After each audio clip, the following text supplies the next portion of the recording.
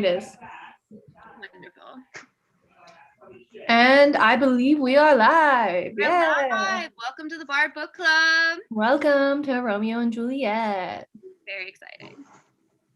So, Bridget. Hello. So I am Bridget, and I am playing Juliet, and I will be reading the stage directions. Molly, what are you doing? I am playing Romeo and the First Watchman. Percy, what are you doing? I am playing Montague, Lady Capulet, and a page. Austin, what are you doing? I am playing Friar Lawrence and the Third Watchman and the Apothecary. Simon, what are you doing? I am playing Paris, a watchman, and a musician. Nice. Gabby, what are you doing? I am playing the chorus, Balthazar, and the first citizen. Nice. Maggie, what are you doing? I'm playing Capulet and Samson and second musician. Nice. Mar, what are you doing? Playing the nurse, Peter, and a servant. David, what are you doing? I'm Benvolio, Friar John, and Gregory. And Michelle, last but not least, what are you doing? I am Mercutio, Abraham, and the third musician. Are we waiting on, is Madison coming?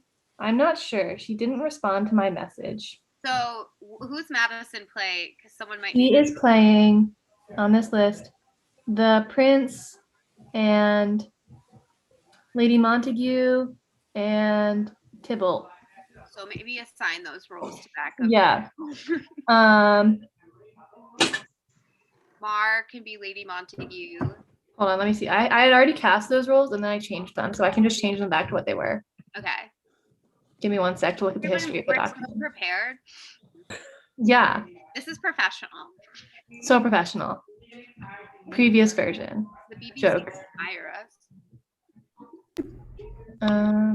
Let's see. Who wouldn't pay to watch this?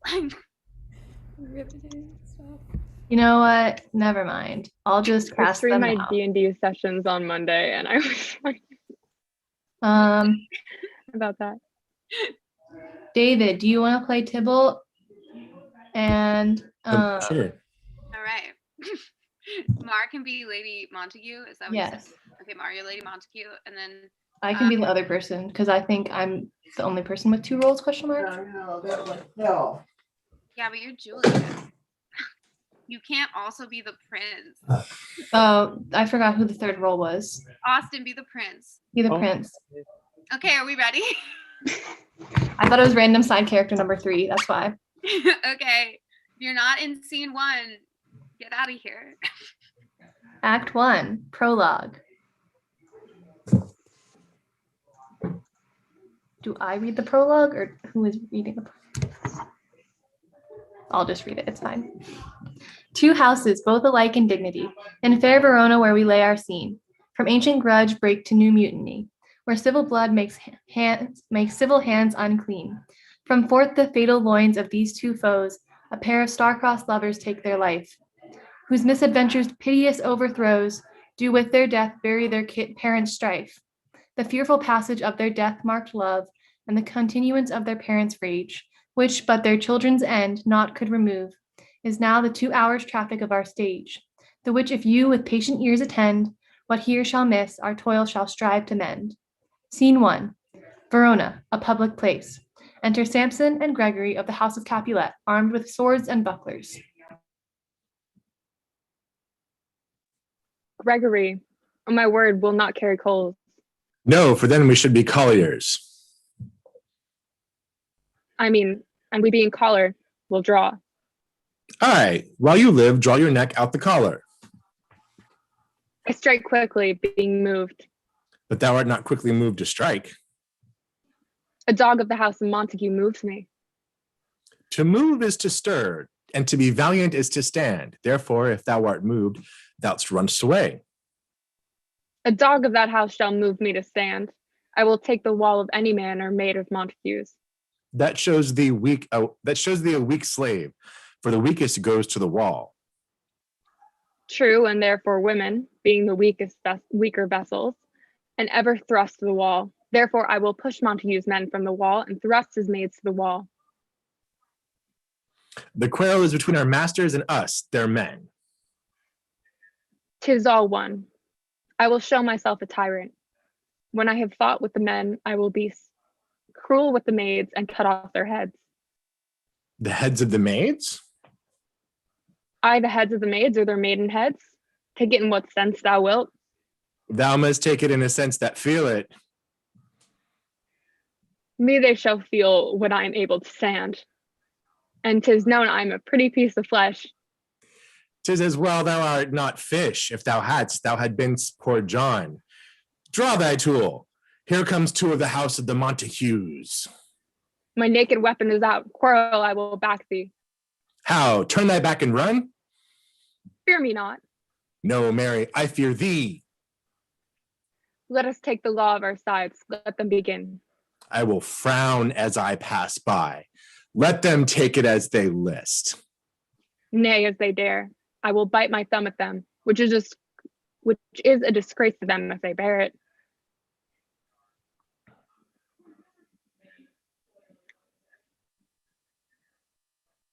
Enter Abraham and Balthazar. Do you bite your thumb at us, sir? I do bite my thumb, sir. Do you bite your thumb at us, sir? Is the law of our side if I say I? No. No, sir, I do not bite my thumb at you, sir. But I do bite my thumb, sir. Do you quarrel, sir? Quarrel, sir. No, sir.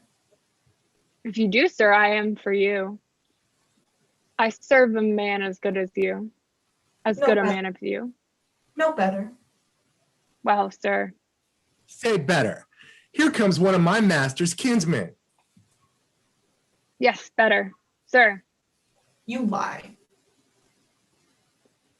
draw, if you be men. Gregory, remember thy slashing bow. They fight. Enter Benvolio.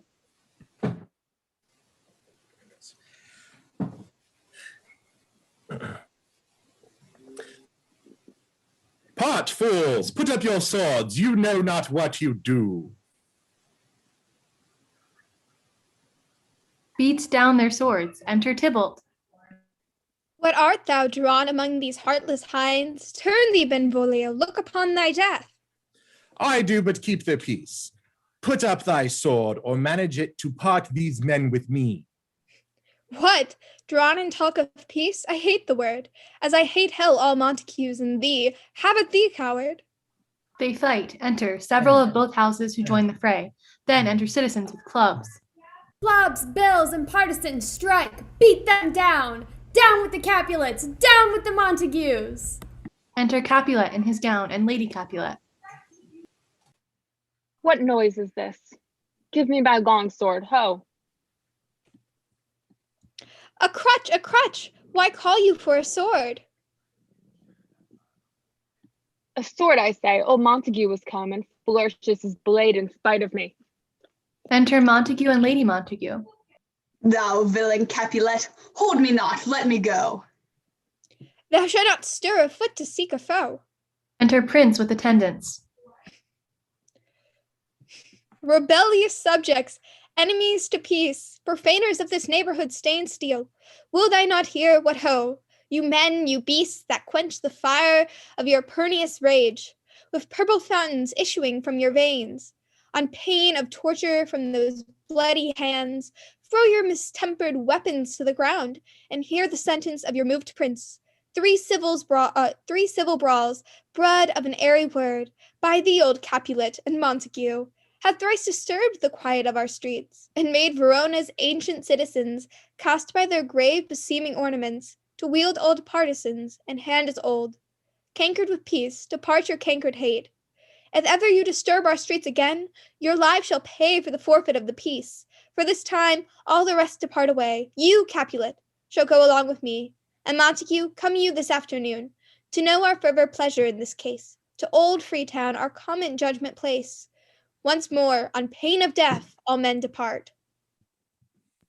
Exeunt all but Montague, Lady Montague, and Benvolio. Who set this ancient quarrel new abroach? Speak, nephew, were you by when it began? Here were the servants of your adversary and yours, close fighting ere did I approach. I drew to part them. In the instant came the fiery Tybalt with his sword prepared, which as he breathed defiance to my ears, he swung about his head and cut the winds, who nothing hurt withal hissed him in scorn. While we were interchanging thrusts and blows, came more and more fraught on part and part, till the prince came, who parted either part. Oh, where is Romeo? Saw you him today? Right, glad I am he was not at this fray. Madam, an hour before the worshipped sun peered forth the golden window of the east, a troubled mind drave me to walk abroad, where, underneath the grove of sycamore that westward rooteth from the city's side, so early walking did I see your son. Towards him I made, but he was ware of me and stole into the covert of the wood. I, measuring his affections by my own, that were most bruised when they are most alone, pursued my humor, not pursuing his, and gladly shunned who gladly fled from me. Many a morning hath he there been seen, with tears augmenting the fresh morning dew, adding to clouds more clouds with his deep sighs. But all too soon, as the all-shearing sun should in the furthest east begin to draw the shady curtains from Aurora's bed, away from the light seals home my heavy son, and private in his chamber pens himself, shuts up his windows, locks far daylight out, and makes himself an artificial night. Black and portentous must this humor prove, unless good counsel made the cause remove. My noble uncle, do you know the cause? I neither know it nor can learn of him. Have you importuned him by any means? Both by myself and many other friends, but he, his own affection's counselor, is to himself, I will not say how true, but to himself so secret and so close, so far from sounding and discovery, as is the bud bit with the envious worm, ere he can spread his sweet leaves to the air, or dedicate his beauty to the sun. Could we but learn from whence his sorrows grow, we would as willingly give cure as know. Enter Romeo. See where he comes. So please you, step aside. I'll know his grievance or be much denied. I would thou wert so happy by thy stay, to hear truth's shrift. Come, madam, let us away. Exeunt Montague and Lady Montague. Good morrow, cousin. Is the day so young? But new struck 9. Ay me, sad hours seem long. Was that my father that went hence so fast? It was. What sadness lengthens Romeo's hours? Not having that which having makes them short. In love? Out Of love? of her favor where I am in love. Alas, that love, so gentle in his view, should be so tyrannous and rough in proof.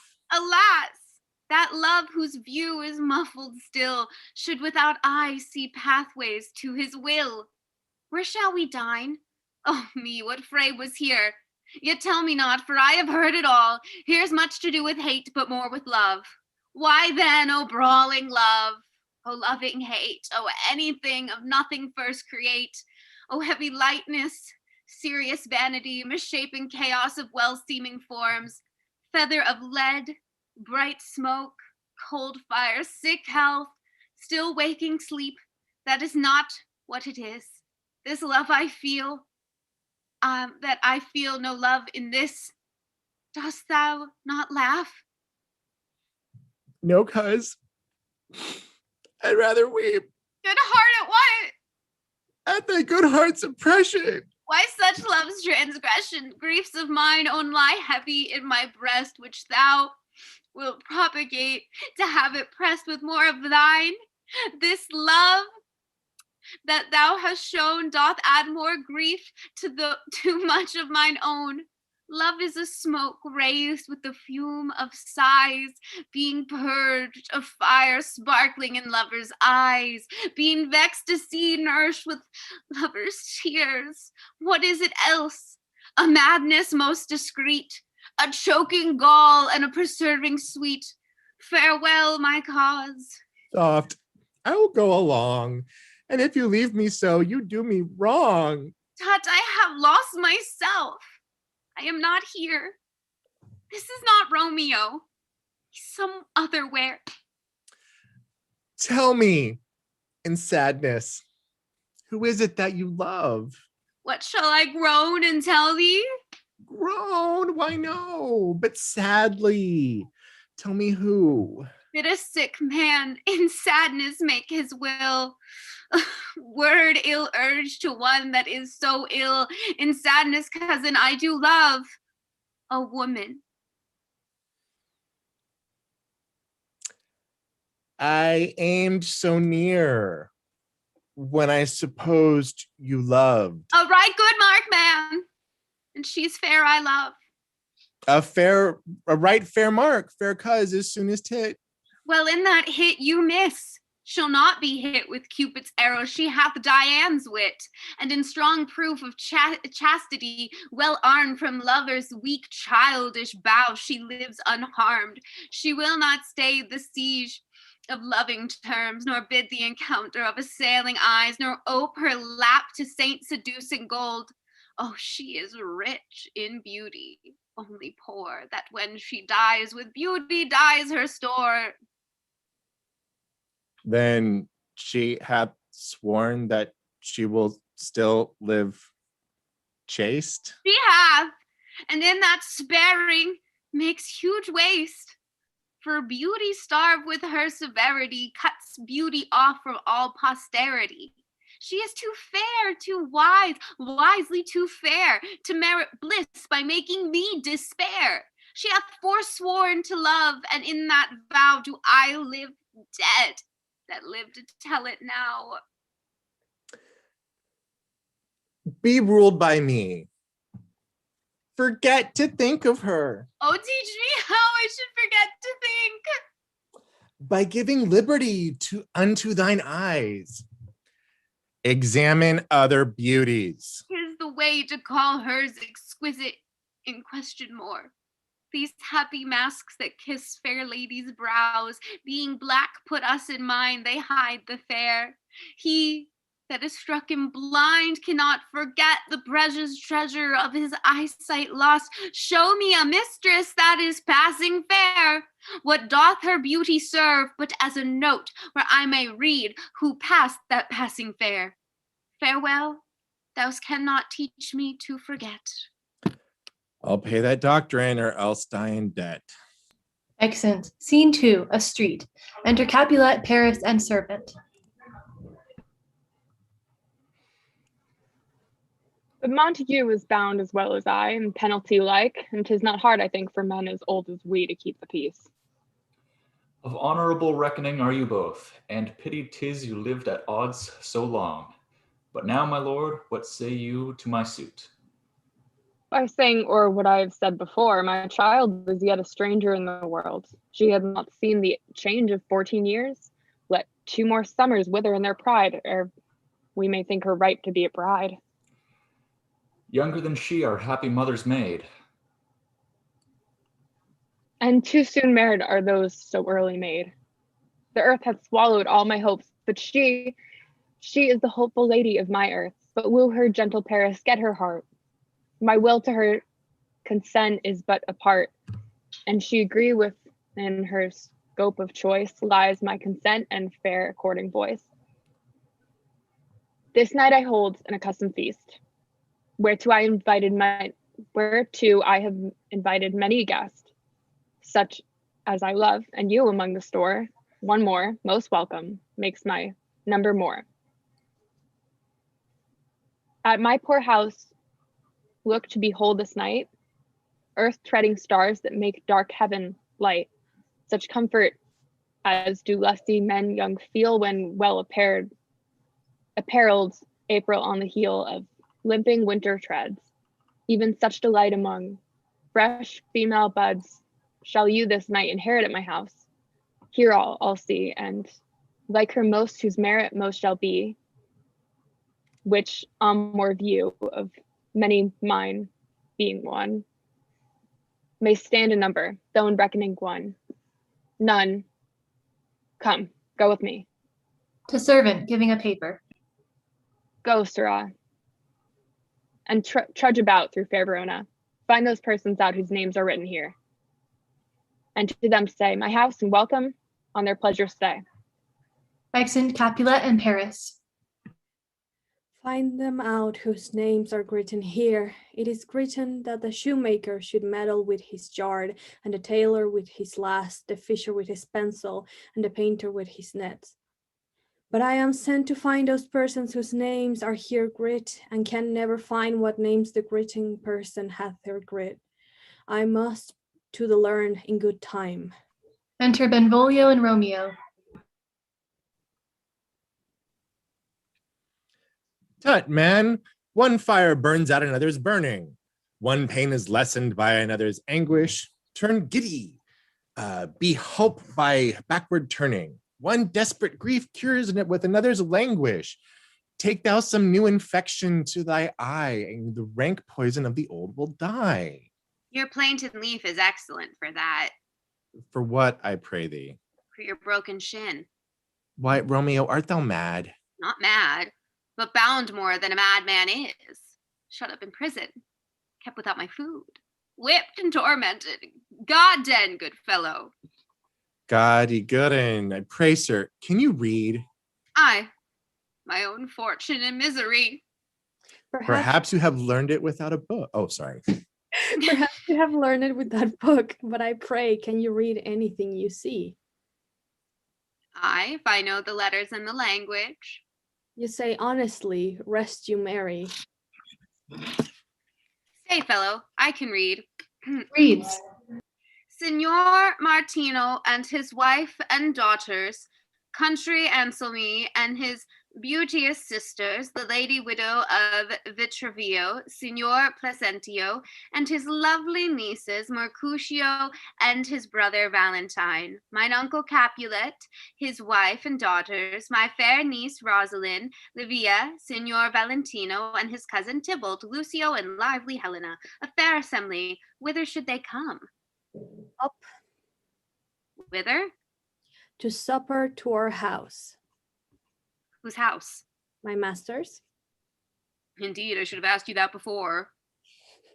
Now I'll tell you without asking, my master is the great rich Capulet, and if you be not of the house of Montagues, I pray, come and crush a cup of wine. Rest you merry. Exit.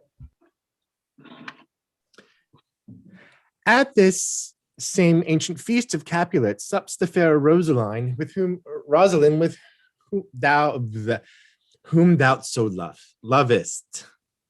With all the admired beauties of Verona, go thither, and with unattainted an eye compare her face with some that I shall show, and I shall make thee think thy swan a crow.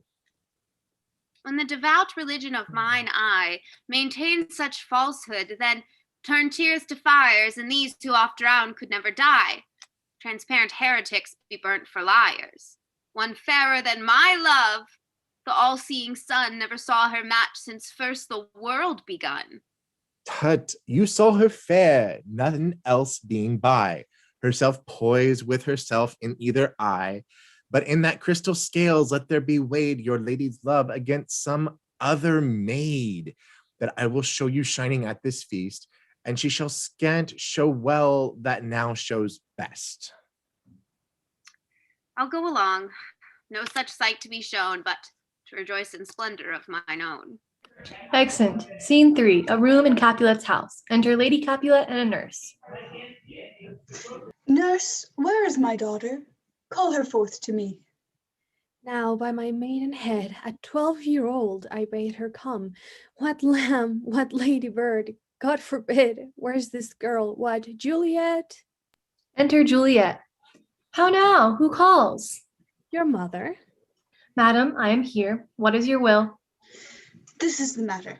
Nurse, give leave a while. We must talk in secret. Nurse, come back again. I have remembered me. Thou hear our counsel. Thou knowest my daughter's of a pretty age. Faith, I can tell her age unto an hour. She's not 14.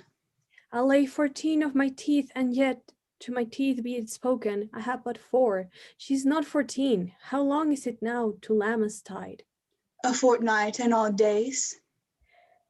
Even or odd, of all days in the year, come Lammas Eve at night shall she be 14. Susan and she, God rest all Christian souls, were of an age. Well, Susan is with God. She was too good for me. But as I said, on Lammas Eve at night shall she be 14. That shall she marry. I remember it well. It is since the earthquake, now 11 years. And she was weaned. I never shall forget it, of all the days of the year upon that day. For I had then lain wormwood to my dog, sitting in the sun under the dove house wall. My lord and you were then at Mantua. Now I do bear a brain, but as I said, when it did taste the wormwood on the nipple of my dog, and felt it bitter pretty full, to see it tetchy and fall out with the dog, shake quoth the dove house, it was no need, I trow, to beat my trudge. And since that time it is 11 years, for then she could stand alone, nay by the rood, she could have run and muddled all about, for even the day before she broke her brow. And then my husband, go be with his soul, I was a merry man, took up the child. Yeah, quoth he, dost thou fall upon thy face? Thou fall backward when thou hast more wit. Wilt thou not, Jewel? And by my holy dame, the pretty wretch left crying and said, I, to see now how a jest shall come about. I warrant, and I shall live 1,000 years. I never should forget it. Wilt thou not, Jewel? Quoth he, a pretty fool. It stinted and said, I. Enough of this, I pray thee. Hold thy peace.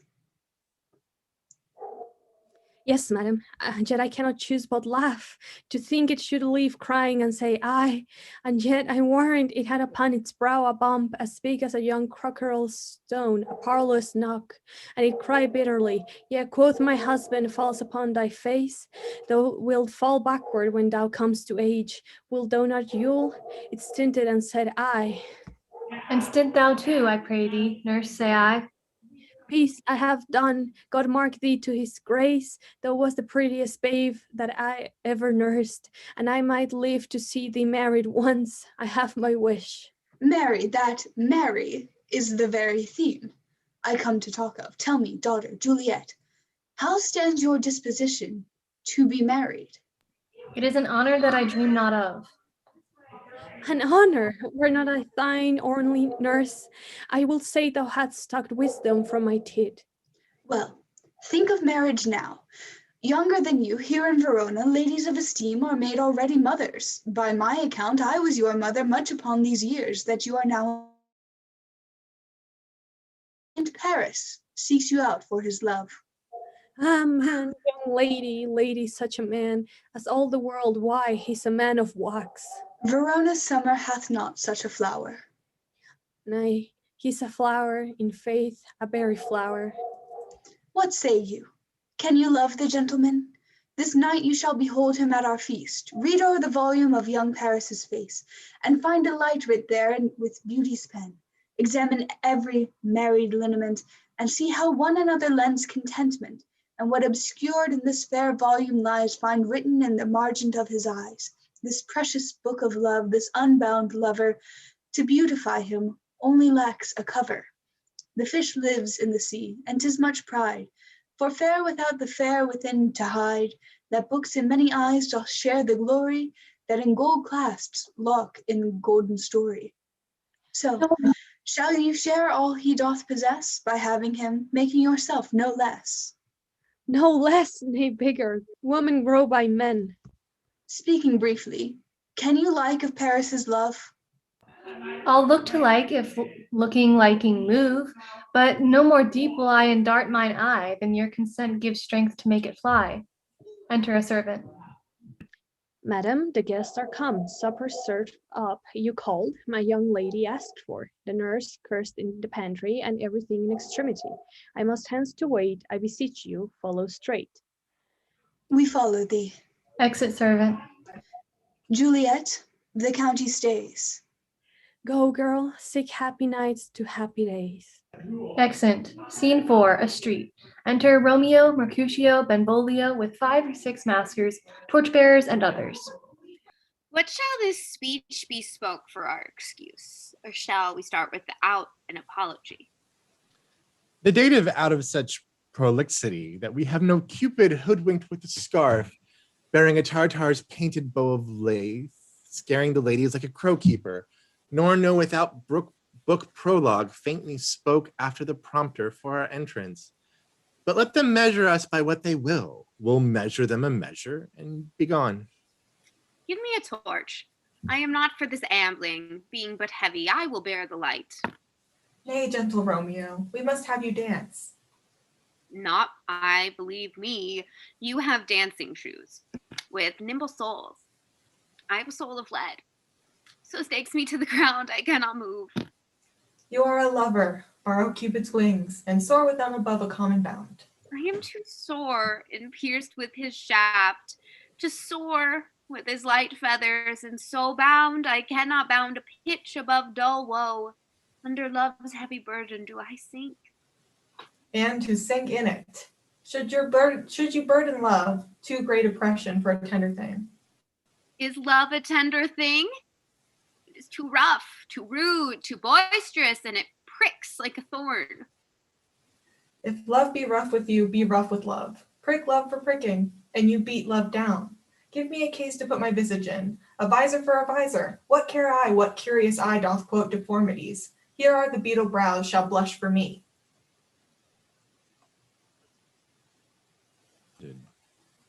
Come, knock and enter. No sooner in, but every man betake him to his legs. A torch for me. Let wantons light of heart tickle the senseless rushes with their heels, for I am proverbed with a Grandshire phrase. I'll be the candle holder and look on. The game was never so fair, and I am done. Tut, done's the mouse, the constable's own word. If thou art done, we'll draw thee from the mire of this Sir Reverence love, wherein thou stickest up to the ears. Come, we burn daylight, ho. Nay, that's not so. I mean, sir, in delay we waste our lights in vain, like lamps by day.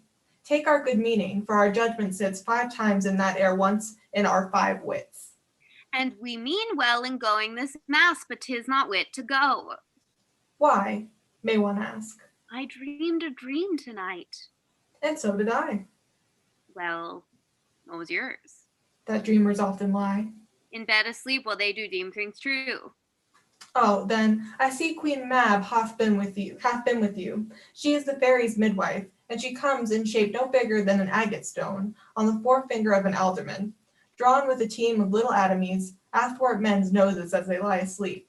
Her wagon spokes made of long spiders' legs, the cover of the wings of grasshoppers, the traces of the smallest spider's web, the collars of the moonshine's watery beams, her whip of cricket's bone, the lash of film, her wagoner a small gray-coated gnat, not so big as a round little worm pricked from the lazy finger of a maid. Her chariot is an empty hazelnut made by the joiner squirrel or old grub. Time out of mind of the fairies' coachmakers, and in this state she gallops night by night through lovers' brains, and then they dream of love, over courtiers' knees that dream on courteous straight, over lawyers' fingers who straight dream on fees, over ladies' lips who straight on kisses dream, which oft the angry Mab with blisters plague, because their breaths with sweetness tainted are. Sometimes she gallops over a courtier's nose, and then dreams he of smelling out a suit. And sometimes comes she with tice pig's tail, tickling a parson's nose as lies asleep. Then dreams he of another benefice.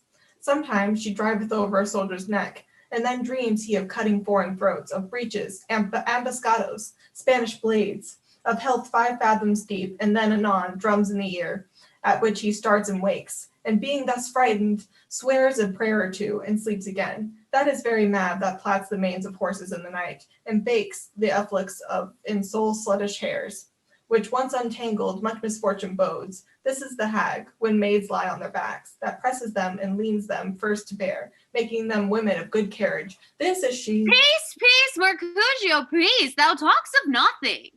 True, I talk of dreams, which are the children of an idle brain, begot of nothing but vain fantasy, which is as thin of substance as the air, and more inconsistent than the wind, who woos even now the frozen bosom of the north, and being angered, puffs away from thence, turning his face to the dew-dropping south. This wind you talk of blows us from ourselves.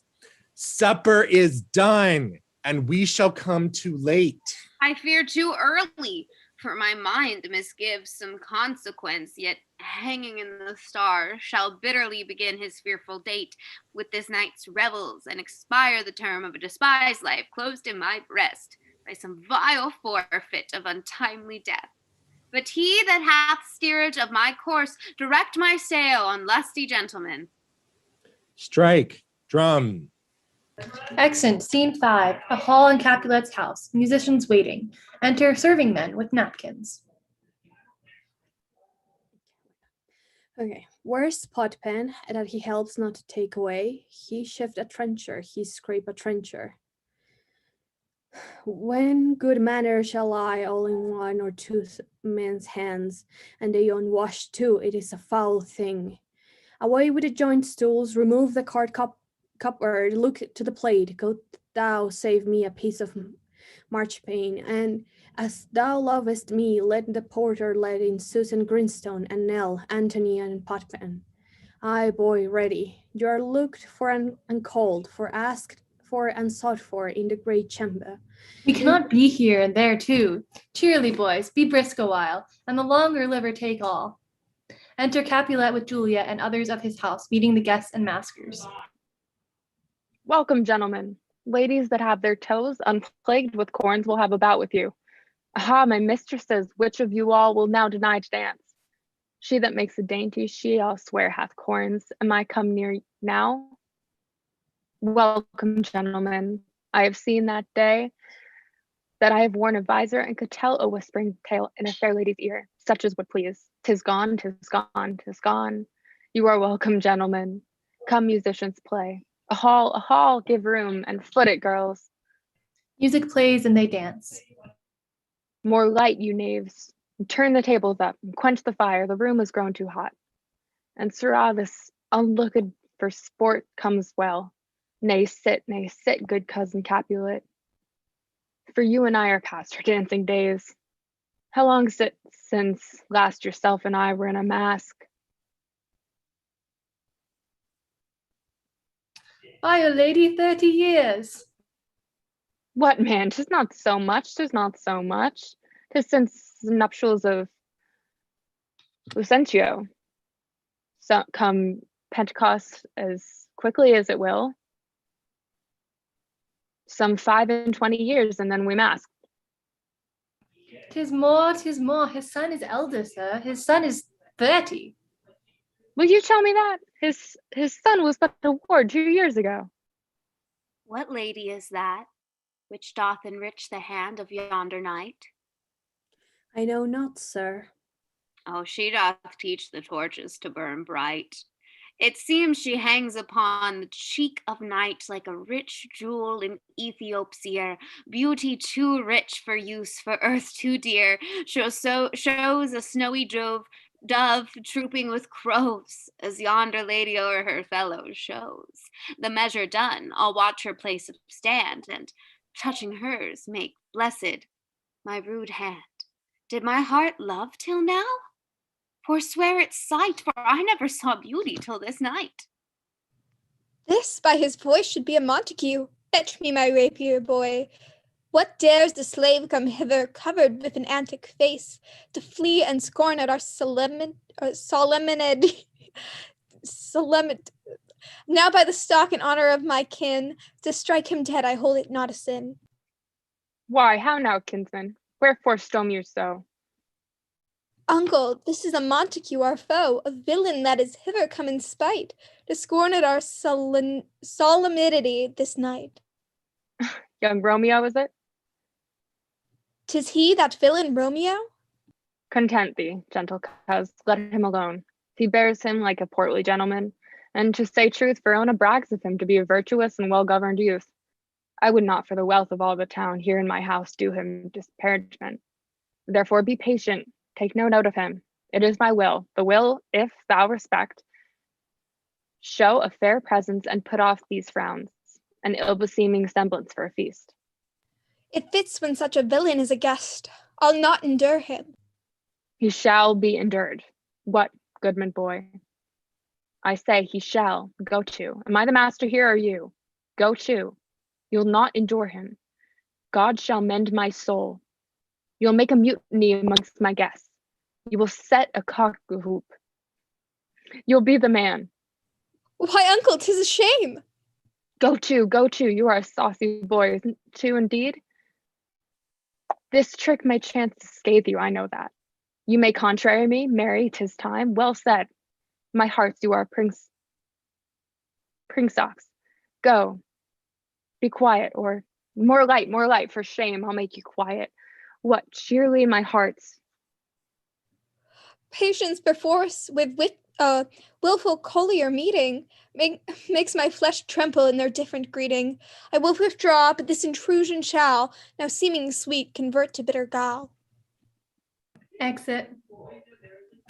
If I profane with my unworthiest hand this my holy shrine, this gentle fine is this, my lips two blushing pilgrims ready stand to smooth that rough touch with a tender kiss. Good pilgrim, you do wrong your hand too much, which mannerly devotion shows in this. For saints have hands that pilgrims' hands do touch, and palm to palm is holy palmer's kiss. Have not saint lips and holy palmers too? Aye, pilgrim, lips that they must use in prayer. Oh, then, dear saint, let lips do what hands do. They pray, grant thou lest faith turn to despair. Saints do not move, though grant for prayer's sake. Then move not when my prayer's effect I take. Thus from my lips by yours my sin is purged. Then have my lips the sin that they have took. Sin from thy lips? Oh, trespass is sweetly urged. Give me my sin again. You kiss by the book. Madam, your mother craves a word with you. What is her mother? Mary Bachelor, her mother is the lady of the house, and a good lady and a wise and virtuous. I nursed her daughter that you talked withal. I tell you, he that can lay hold of her shall have the chinks. Is she a Capulet? Oh, dear account, my life is in my foe's debt. Away, begone, the sport is at its best. Aye, so I fear, the more is my unrest. Nay, gentlemen, prepare not to be gone. We have a trifling, foolish banquet towards. Is it even so? Why, then, I thank you all. I thank you, honest gentlemen. Good night. More torches here. Come on, then, let's to bed. Ah, sirrah, by my fay, it waxes late, all to my rest. Exit all but Juliet and nurse. Come hither, nurse. What is yon gentleman? The son and heir of old Tiberio. What's he that now is going out the door? Mary, that I think, be young Patricio. What's he that follows there, that would not dance? I know not. Go ask his name. If he be married, my grave is like to be my wedding bed. His name is Romeo and a Montague, the only son of your great enemy. My only love sprung from my only hate. Too early seen unknown and known too late. Prodigious birth of love it is to me that I must love a loathed enemy. What's this? What's this? A rhyme I learned even now of one I danced withal. One calls within, Juliet! Anon, come, let's away, the strangers all are gone. Exeunt, Act 2, Prologue. Enter Chorus. Now old desire doth in his deathbed lie, and young affection gapes to be his heir, that fair for which love groaned for and would die. With tender Juliet matched is now not fair. Now Romeo is beloved and loves again, alike bewitched by the charm of looks.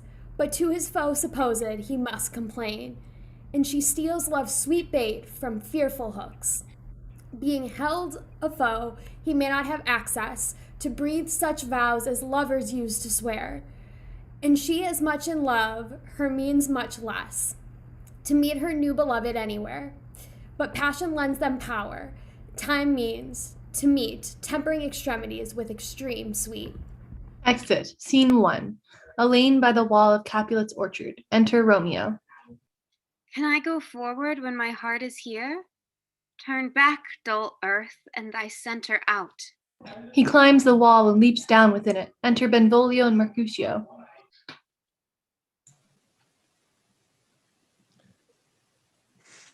Romeo, my cousin Romeo.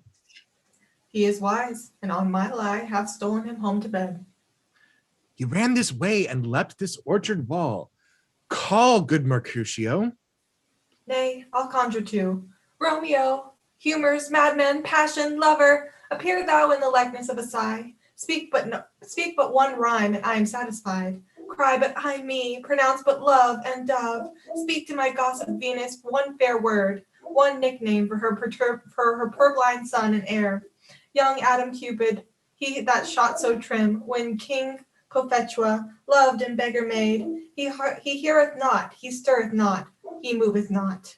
The ape is dead, and I must conjure him. I conjure thee by Rosalind's bright eyes, by her high forehead and her scarlet lip, by her fine foot, straight leg, and quivering thigh, and the domains that there adjacent lie, that in thy likeness thou appear to us. And if ye hear thee, thou wilt anger him. This cannot anger him. 'Twould anger him to raise a spirit in his mistress' circle of some strange nature, letting it there stand till she had laid it and conjured it down. That were some spite. My invocation is fair and honest, and in his mistress's name I conjure only but to raise him up. Come, he hath hid himself among the trees to be consorted with the humorous night. Blind is his love, and best befits the dark. If love be blind, love cannot hit the mark. Now will he sit under a medlar tree, and wish his mistress were that kind of fruit, as maids call medlars, when they laugh alone. Romeo, that she were, oh, that she were, an open, etc., thou a popern pear. Romeo, good night. I'll to my truckle bed. This field bed is too cold for me to sleep. Come, shall we go? Go then, for 'tis in vain to seek him here, that means not to be found. Exeunt. Scene 2. Capulets' orchard. Enter Romeo. He jests at scars that never felt a wound. Juliet appears above at a window. But soft, what light through yonder window breaks? It is the east, and Juliet is the sun. Arise, fair sun, and kill the envious moon, who is already sick and pale with grief. That thou, her maid, art far more fair than she, but not her maid, since she is envious. Her vestal livery is but sick and green, and none but fools do wear it. Cast it off. It is my lady. Oh, it is my love. Oh, that she knew she were. She speaks, yet she says nothing. What of that? Her eye discourses. I will answer it. I am too bold. 'Tis not me she speaks. Two of the fairest stars in all the heaven, having some business to entreat her eyes, to twinkle in their spheres till they return. What if her eyes were there? They in her head. The brightness of her cheek would shame those stars, as daylight doth the lamp. Her eyes in heaven would through the airy region stream so bright that birds would sing and think it were not night. See how she leans her cheek upon her hand? Oh, that I were a glove upon that hand, that I might touch that cheek. Ay me. She speaks. Oh, speak again, bright angel, for thou art as glorious to this night being over my head as in a winged messenger of heaven, unto the white upturned wondering eyes of mortals that fall back to gaze on him, when he bestrides the lazy pacing clouds and sails upon the bosom of air. Oh, Romeo, Romeo, wherefore art thou, Romeo? Deny thy father and refuse thy name. Or if thou wilt not, be but sworn, my love, and I'll no longer be a Capulet. Shall I hear more, or shall I speak at this? 'Tis but a name, but thy name that is my enemy. Thou art thyself not, though not a Montague. What's Montague? It is nor hand, nor foot, nor arm, nor face, nor any other part belonging to a man. Oh, be some other name.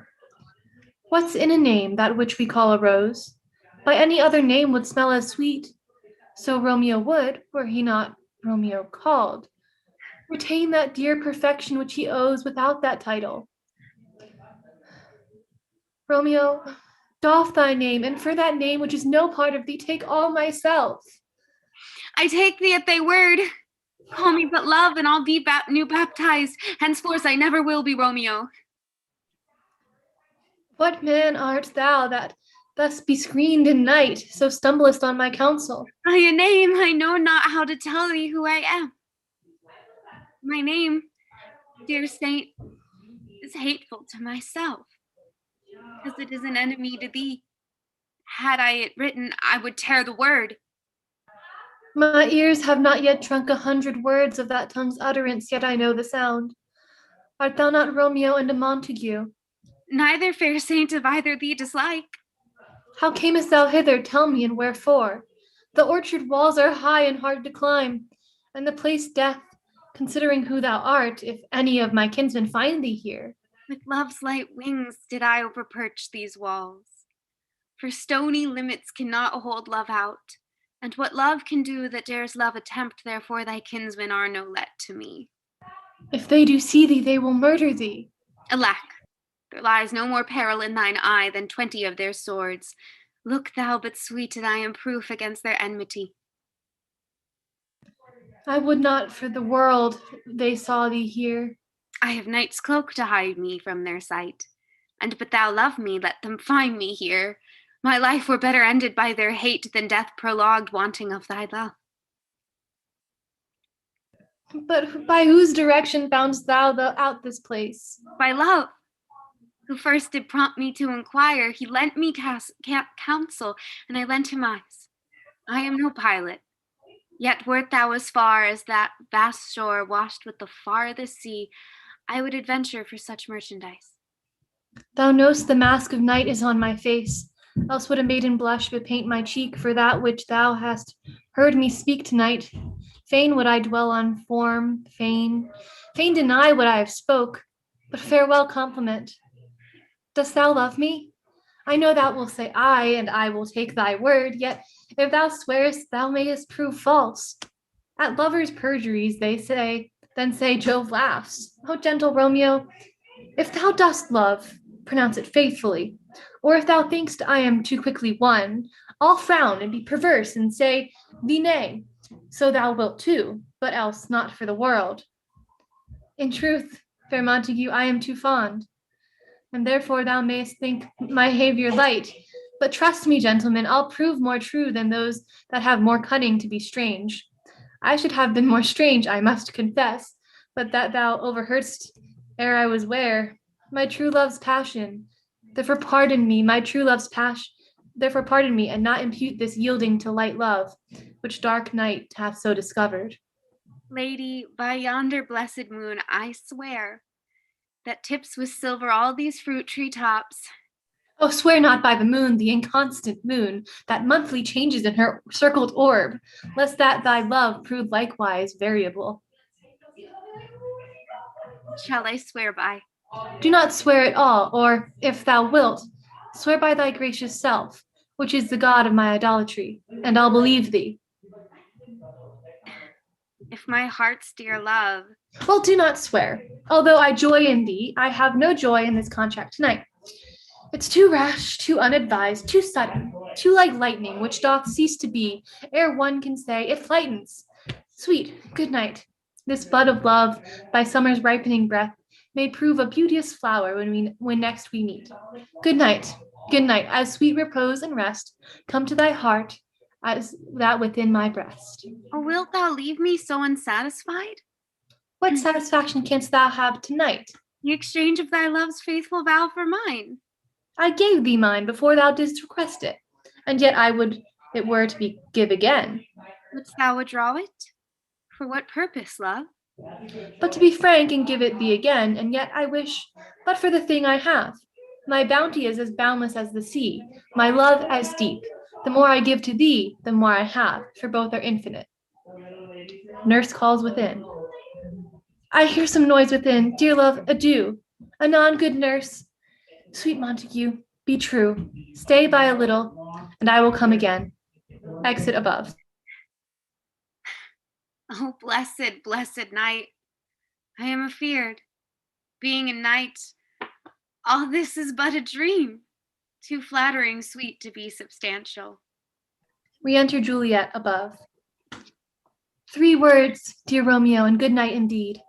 If that thy bent of love be honorable, thy proposed purpose marriage, send me word tomorrow. by one that I'll procure to come to thee, where and what time thou wilt perform the rite, and all my fortunes at thy foot I'll lay, and follow thee, my lord, throughout the world. Madam, I come anon, but if thou meanst not well, I do beseech thee. madam. By and by I come, to cease thy suit, and leave me to my grief. Tomorrow will I send. So thrive my soul. 1,000 times good night. Exit above. 1,000 times the worse to want thy light. Love goes toward love, as schoolboys from their books.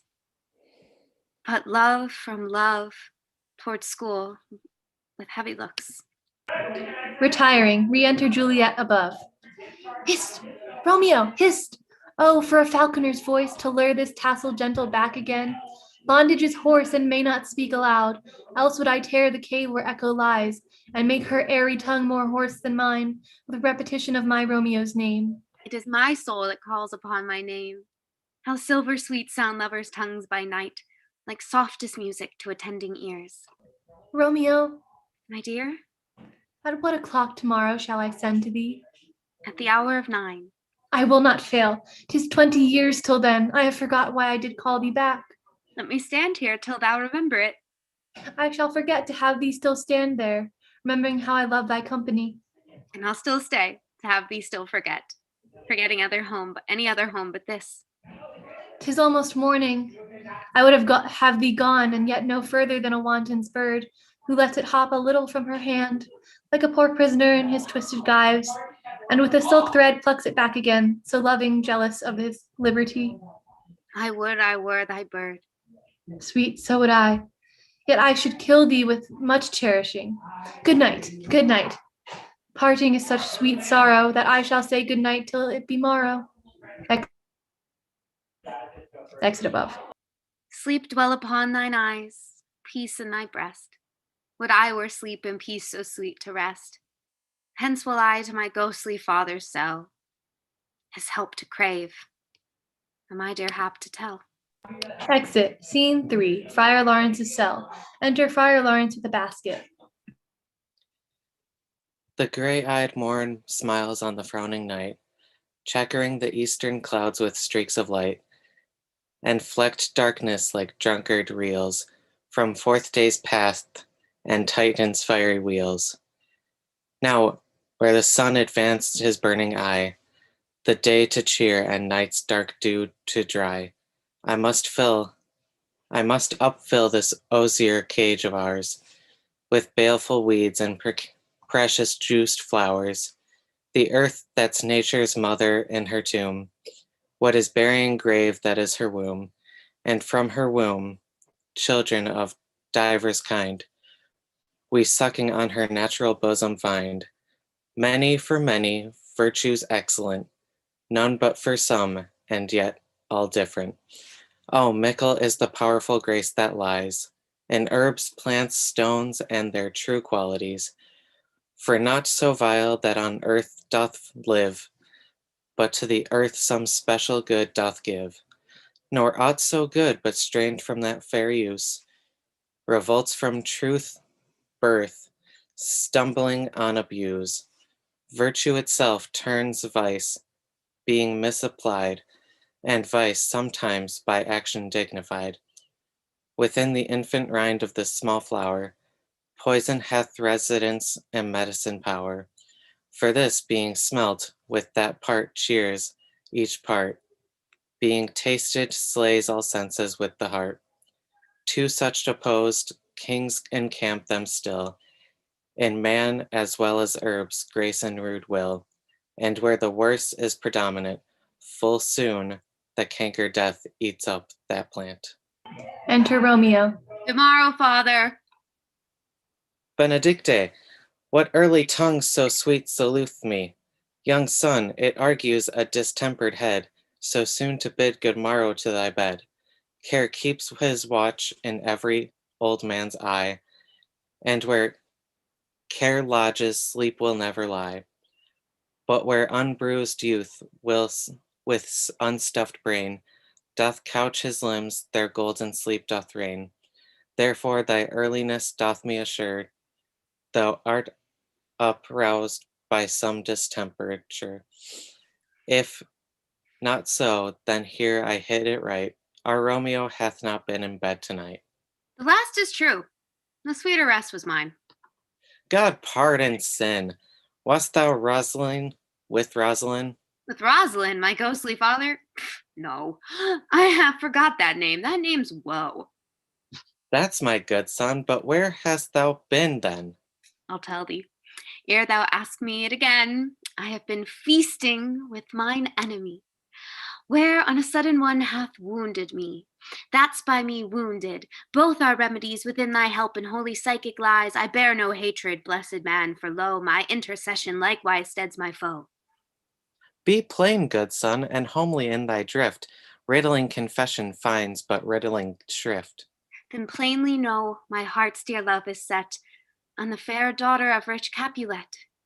As mine on hers, so hers is set on mine, and all combined, save what thou must combine, by holy marriage. And what, when, and where, and how we met, we wooed and made exchange of vow. I'll tell thee as we pass, but this I pray, that thou consent to marry us today. Holy Saint Francis, what a change is here! Is Rosalind, whom thou didst love so dear, so soon forsaken? Young men's love then lies, not truly in their hearts, but in their eyes. Jesu Maria, what a deal of brine hath washed thy sallow sweet cheeks for Rosaline. How much salt water thrown away in waste, to season love, that of it doth not taste. The sun not yet thine, sighs from heaven clears. Thy old groans ring yet in my ancient ears. Lo, here upon thy cheek the stain doth sit, of an old tear that is not washed off yet. If ever thou wast thyself in these woes thine, though in these woes were all for Rosaline. And art thou changed? Pronounce this sentence then. Women may fall when there's no strength in men. Thou chidest me off for loving Rosaline. For doting, not for loving, pupil mine. And badst me bury love. Not in a grave, to lay in one in, another out to have. I pray thee chide not. She whom I love now doth grace for grace and love for love allow. The other did not so. Oh, she knew well. Thy love did read by rote and could not spell. But come, young waverer, come, go with me. In one respect I'll thy assistant be. For this alliance may so happy prove, to turn your households rancor to pure love. Oh, let us hence, I stand on sudden haste. Wisely and slow, they stumble that run fast. Excellent. Scene 4, a street. Enter Benvolio and Mercutio. Where the devil should this Romeo be? Came he not home tonight? Not to his father's. I spoke with his man. Ah, that same pale, hard-hearted bitch, that Rosalind, torments him so that he will sure run mad. Tybalt, the kinsman of old Capulet, hath sent a letter to his father's house. A challenge on my life. Romeo will answer it. Any man that can write may answer a letter. Nay, he will answer the letter's master. How he dares being dared. Alas, poor Romeo, he is already dead, stabbed with the white wench's black eye, shot through the ear with a love song, the very pin of his heart cleft with the slow blind boy's butt shaft, and he is a man to encounter Tybalt? Why Tybalt? Why, what is Tybalt? More than a prince of cats, I can tell you. Oh, he is a courteous captain of compliments. He fights as you sing prick song, keeps time, distance, and proportion. Rest me as his minimum rest. 1, 2, and the third in your bosom. The very butcher of a silk button. A duelist, a gentleman of the very first house. Of the first and second cause. Ah, the immortal passado. The punto reverso. The high. The what? The pox of such antic, lisping, affecting, fantasticos, the new tuners of accents. By Jesu, a very good blade, a very tall man, a very good whore. Why, is not this a lamentable thing, Grandeur? that we should be thus afflicted with those strange files? These fashion mongers, these perdonamese, who stand so much on the new form that they cannot at ease on the old bench? Oh, their bones, their bones! Enter Romeo. Here comes Romeo. Here comes Romeo. Without his roe, like a dried herring, flesh, how are there are fishified? Now is he for the numbers that Petrarch flowed in. Laura to his lady was but a kitchen wench. Mary, she had a better love to be rhyme her. Dido, a dowdy. Cleopatra, a gypsy. Helen and Harold, Hildings and harlots. Thisbe, a grey eye or so, but not to the purpose. Senor Romeo, bonjour. There's a French salutation to your French slop. You gave us the counterfeit fairly last night. Tomorrow to you both. What counterfeit did I give you? The ship, sir. The slip. Can you not conceive? Pardon, good Mercutio, my business was great. And in such a case as mine, a man may strain courtesy. That's as much as to say, such as a case as yours constrains a man to bow in the hams. Meaning to curtsy? Thou hast most kindly hit it. Most courteous exposition. Nay, I am the very pink of courtesy. Pink for flower? Right. Why then is my pump well flowered? Well said. Follow me this just now, till thou hast worn out thy pump, that when the single soul of it is worn, the jest may remain after the wearing soul singular. Oh, single soul jest solely for singular for the singleless. Come between us, good Benvolio, my wits faint. Which and spurs are all cry a match. Nay, if thy wits run the wild goose chase, I have done, for thou hast more of a wild goose in one of thy wits than I am sure I have in my whole 5. Was I with you there for the goose? Thou wast never with me for anything when thou wast not there for the goose. I will bite thee by the ear for that jest. Nay, good goose, bite not. Thy wit is a very bitter sweeting.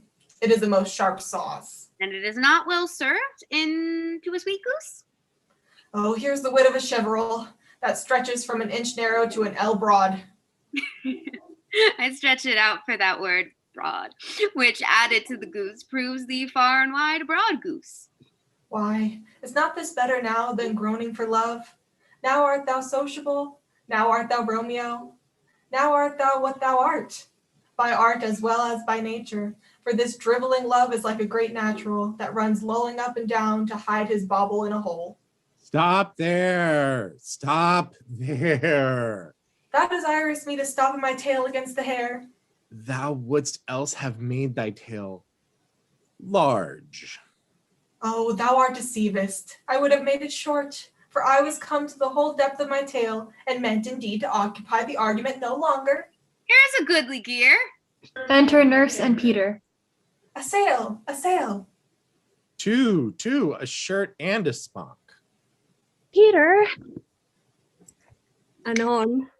My friend Peter. Good Peter, to hide her face, for her fans the fairer face. Could you good morrow, gentlemen? God you good den, fair gentlewoman. Is it good then? 'Tis no less, I tell you, for the body hand of the dial is now upon the prick of noon. Out upon you, what a man are you? One gentlewoman that God hath made for himself to mar. By my throat, it is well said for himself to mar. Quoth I, gentlemen, can any of you tell me where I might find a young Romeo? I can tell you, but young Romeo will be older when you have found him than he was when you sought him. I am the youngest of that name, for fault of a worse. You say well. Yea, is the worst well? Very well. Took in faith wisely. If you be haste, sir, I desire more confidence with you. She will invite him to some supper. Abod, so ho. What hast thou found? No hare, sir, unless a hare, sir, in a Lenten pie, that is something stale and hoar ere it be spent. An old hare whore, is a very good meant in Lent, but a hare that is hoar is too much for a score, when it whores ere it be spent. Romeo, will you come to your father's? Will to dinner, thither. I will follow you. Farewell, ancient lady, farewell. Lady, lady, lady. Exit Mercutio and Benvolio. Mary, farewell. I pray you, sir, what saucy merchant was this that was so full of his ropery? A gentleman, nurse, that loves to hear himself talk, and will speak more in a minute than he will stand to in a month. And speak anything against me, I'll take him down, and hour lustier than he is, and 20 such jacks, and if I cannot, I'll find those that shall. Scurvy knave, I am none of his flirt gills, I am none of his skeins mates, and thou must stand by too, and suffer every knave to use me at his pleasure. Yeah. I saw no man use you a pleasure. If I had, my weapon should quickly have been out. I warrant you, I dare draw as soon as another man if I see occasion in a good quarrel, and the law on my side.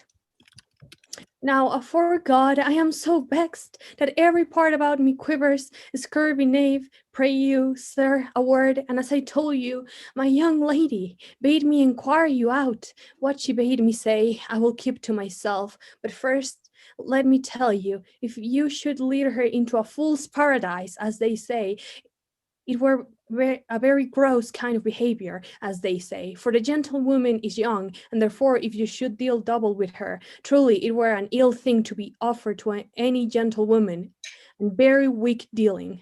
Nurse, commend me to that lady and mistress, I protest unto thee. Good heart, and I faith, I will tell her as much. Lord, she will be a joyful woman. What wilt thou tell her, nurse? Thou dost not mark me. I will tell her, sir, that you do protest, which is, as I take it, is a gentlemanlike offer. Bid her devise some means to come so shrift this afternoon, and there she shall, at Friar Lawrence's cell, be shrived and married. Here is for thy pains. No, truly, sir, not a penny.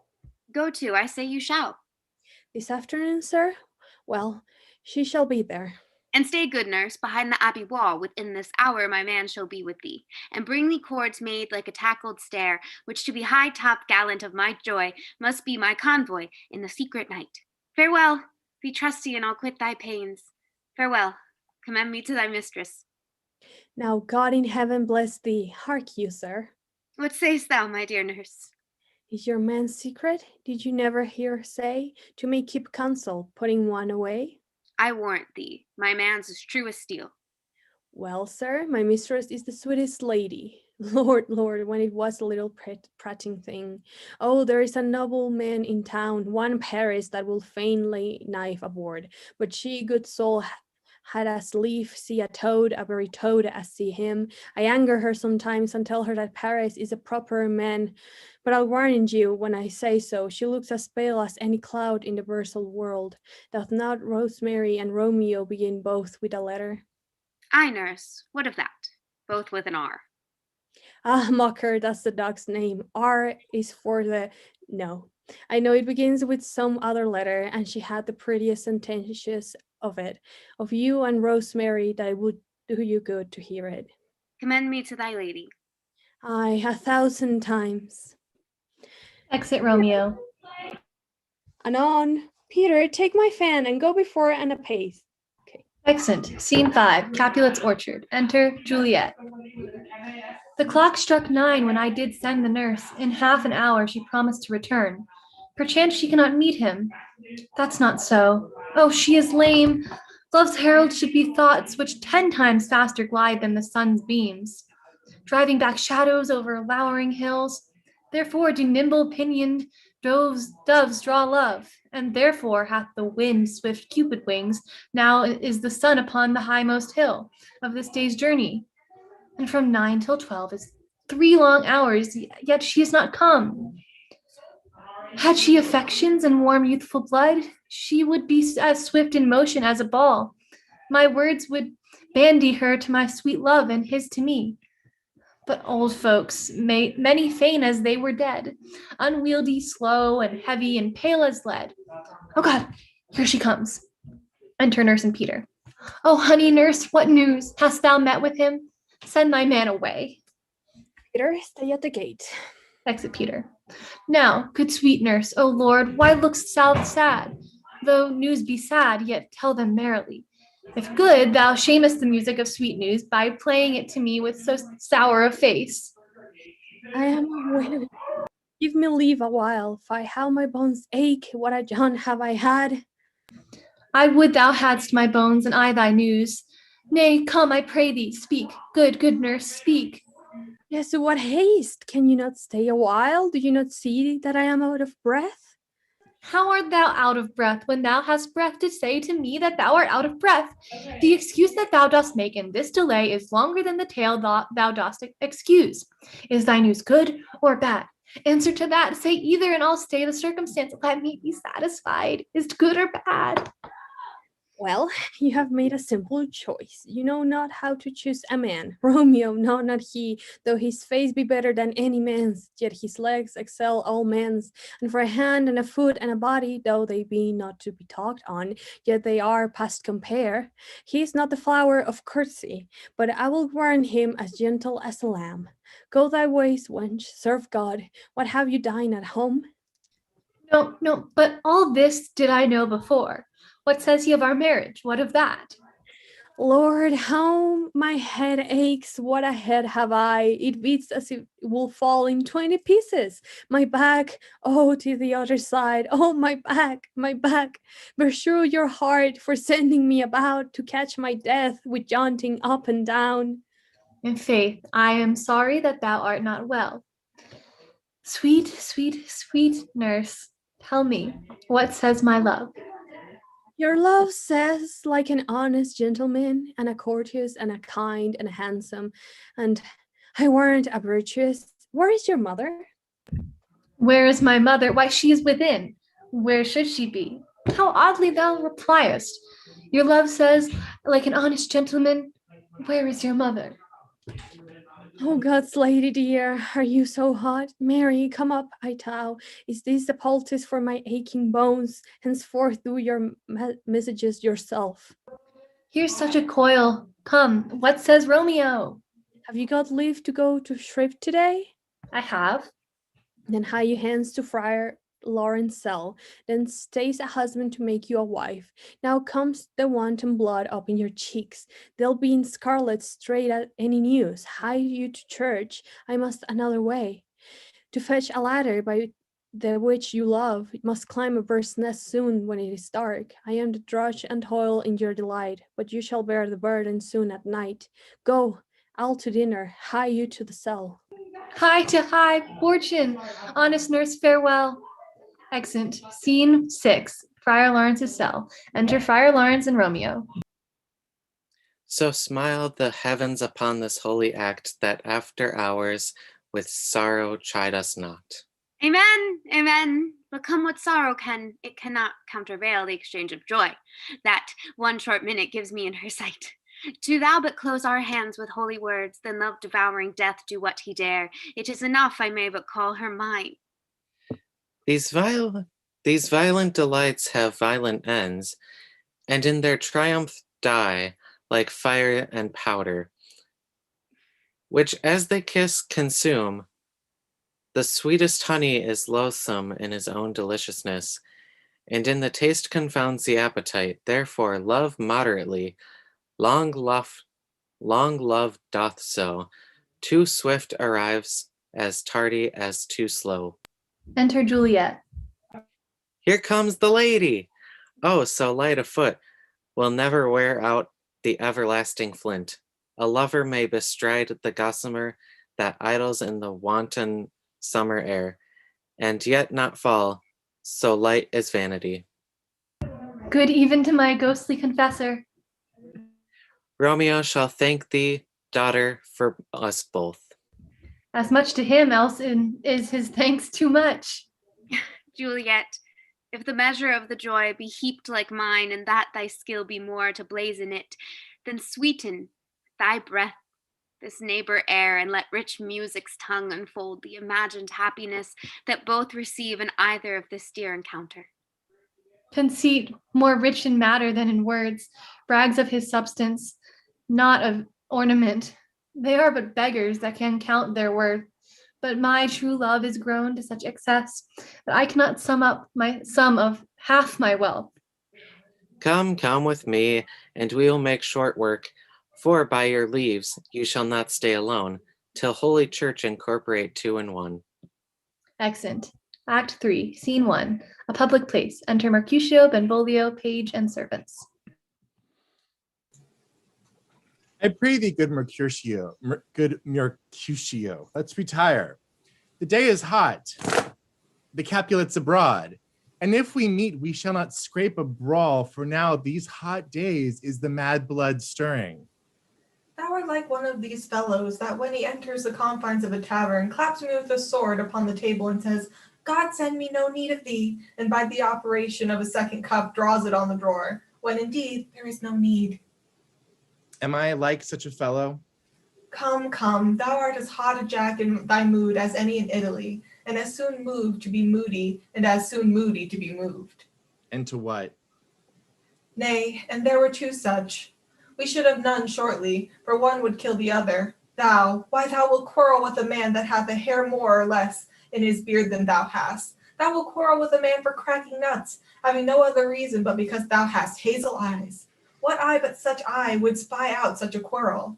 Thy head is as full of quarrels as an egg is full of meat, and yet thy head hath been beaten as addle as an egg for quarreling. Thou hast quarrelled with a man for coughing in the street because he hath weakened thy dog that hath lain asleep in the sun. Didst thou not fall out with a tailor for wearing his new doublet before Easter? With another for tying his new shoes with old riband? And yet thou wilt tutor me from quarreling?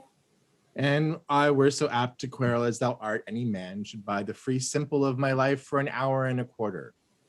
The fee simple, oh simple. By my head, here come the Capulets. By my heel, I care not. Enter Tybalt and others. Follow me close, for I will speak to them. Gentlemen, good den, a word with one of you. And but one word with one of us, couple it with something, make it a word and a blow. You shall find me apt enough to that, sir, and you will give me occasion. Could you not take some occasion without giving? Mercutio, thou consortst with Romeo? Consort? What, dost thou make us minstrels? And thou makest minstrels of us. Look to hear nothing but discords. Here's my fiddlestick. Here's that shall make you dance. Zounds, consort. We'll talk in here in the public haunt of men. Either withdraw unto some private place and reason coldly your grievances, or else depart. Here all eyes gaze upon us. Men's eyes were made to look, then let them gaze. I will not budge for no man's pleasure eye. Enter Romeo. Well, peace be with you. Here comes my man. But I'll be hanged, sir, if he wear your livery. Marry, go before to field. He'll be your follower. Your worship, in that sense, may call him man. Romeo, the hate I bear thee can afford no better term than this. Thou art a villain. Tybalt, the reason that I have to love thee doth much excuse the appertaining rage to such a greeting. Villain am I none. Therefore, farewell. I see thou know'st me not. Boy, this shall not excuse the injuries that thou hast done to me. Therefore, turn and draw. I do protest. I never injured thee, but love thee better than thou canst devise, till thou shalt know the reason of my love, and so, good Capulet, which name I tender as dearly as my own, be satisfied. Oh, calm, dishonorable, vile submission. Alice Toccata carries it away. Draws. Tybalt, you rat catcher, will you walk? What wouldst thou have with me? Good king of cats, nothing but one of your 9 lives, that I mean to make bold withal, and as you shall use me hereafter, try beat the rest of this 8. Will you pluck your sword out of its pitcher by the ears? Make haste, lest mine be about your ears ere it bore it out. I am for you. Drawing. Gentle Mercutio, put that rapier up. Come, sir. Your passado? They fight. Draw, Benvolio, beat down their weapons. Gentlemen, for shame, forbear this outrage. Tybalt, Mercutio, The prince expressly hath forbidden bandying in Verona streets. Hold, Tybalt, good Mercutio. Tybalt under Romeo's arm stabs Mercutio and flies with his followers. I am hurt. A plague of both your houses. I am sped. Is he gone and hath nothing? What, art thou hurt? I, a scratch, a scratch. Marry, 'tis enough. Where is my page? Go, villain, fetch a surgeon. Exit page. Courage, man. The hurt cannot be much. No, 'tis not as deep as a well, nor so wide as a church door, but 'tis enough, 'twill serve. Ask for me tomorrow, and you shall find me a grave man. I am peppered, I warn for this world. A plague of both your houses. Sounds a dog, a rat, a mouse, a cat, to scratch a man to death. A braggart, a rogue, a villain that fights by the book of arithmetic. Why the devil came you between us? I was hurt under your arms. I thought all for the best. Help me into some house, Benvolio, or I shall faint. Plague of both your houses. They have made worms meat of me. I'll have it, and soundly too, your houses. Exit Mercutio and Benvolio. This gentleman, the prince's near ally, my very friend, hath got his mortal hurt in my behalf. My reputation stained with Tybalt's slander. Tybalt, that an hour hath been my kinsman. Sweet Juliet, thy beauty hath made me effeminate, and my temper softened valor's steel. Re-enter Benvolio. Oh, Romeo, Romeo, brave Mercutio is dead. That gallant spirit hath aspired to the clouds, which too untimely here did scorn the earth. This day's black fate on more days doth depend. This thus begins the woe others must end. Here comes the furious Tybalt back again. Alive in triumph and Mercutio slain? Away to heaven respective lenity and fire-eyed fury be my conduct now. Now, Tybalt, take the villain back again. The hate thou gavest me for Mercutio's soul is but a little way above our heads. Staying for thine to keep him company, either thou or I, or both, must go with him. Thou wretched boy that didst consort him here, shall with him hence. This shall determine that. They fight. Tybalt falls. Romeo, away, begone. The citizens are up and Tybalt slain. Stand not amazed. The prince will doom thee death if thou art taken. Hence, begone, away. Oh, I am a fortune's fool. Why dost thou stay? Exit Romeo. Enter citizens and company.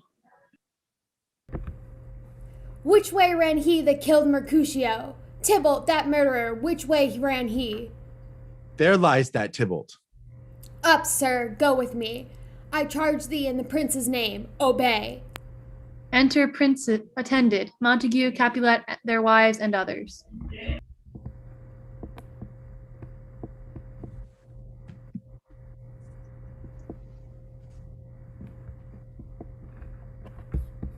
Madison, you're also the prince. Where are villains beginners of this fray? O noble prince, I can discover all the lucky manage of this fatal brawl, that there lies the man slain by young Romeo that slew thy kinsman, brave Mercutio.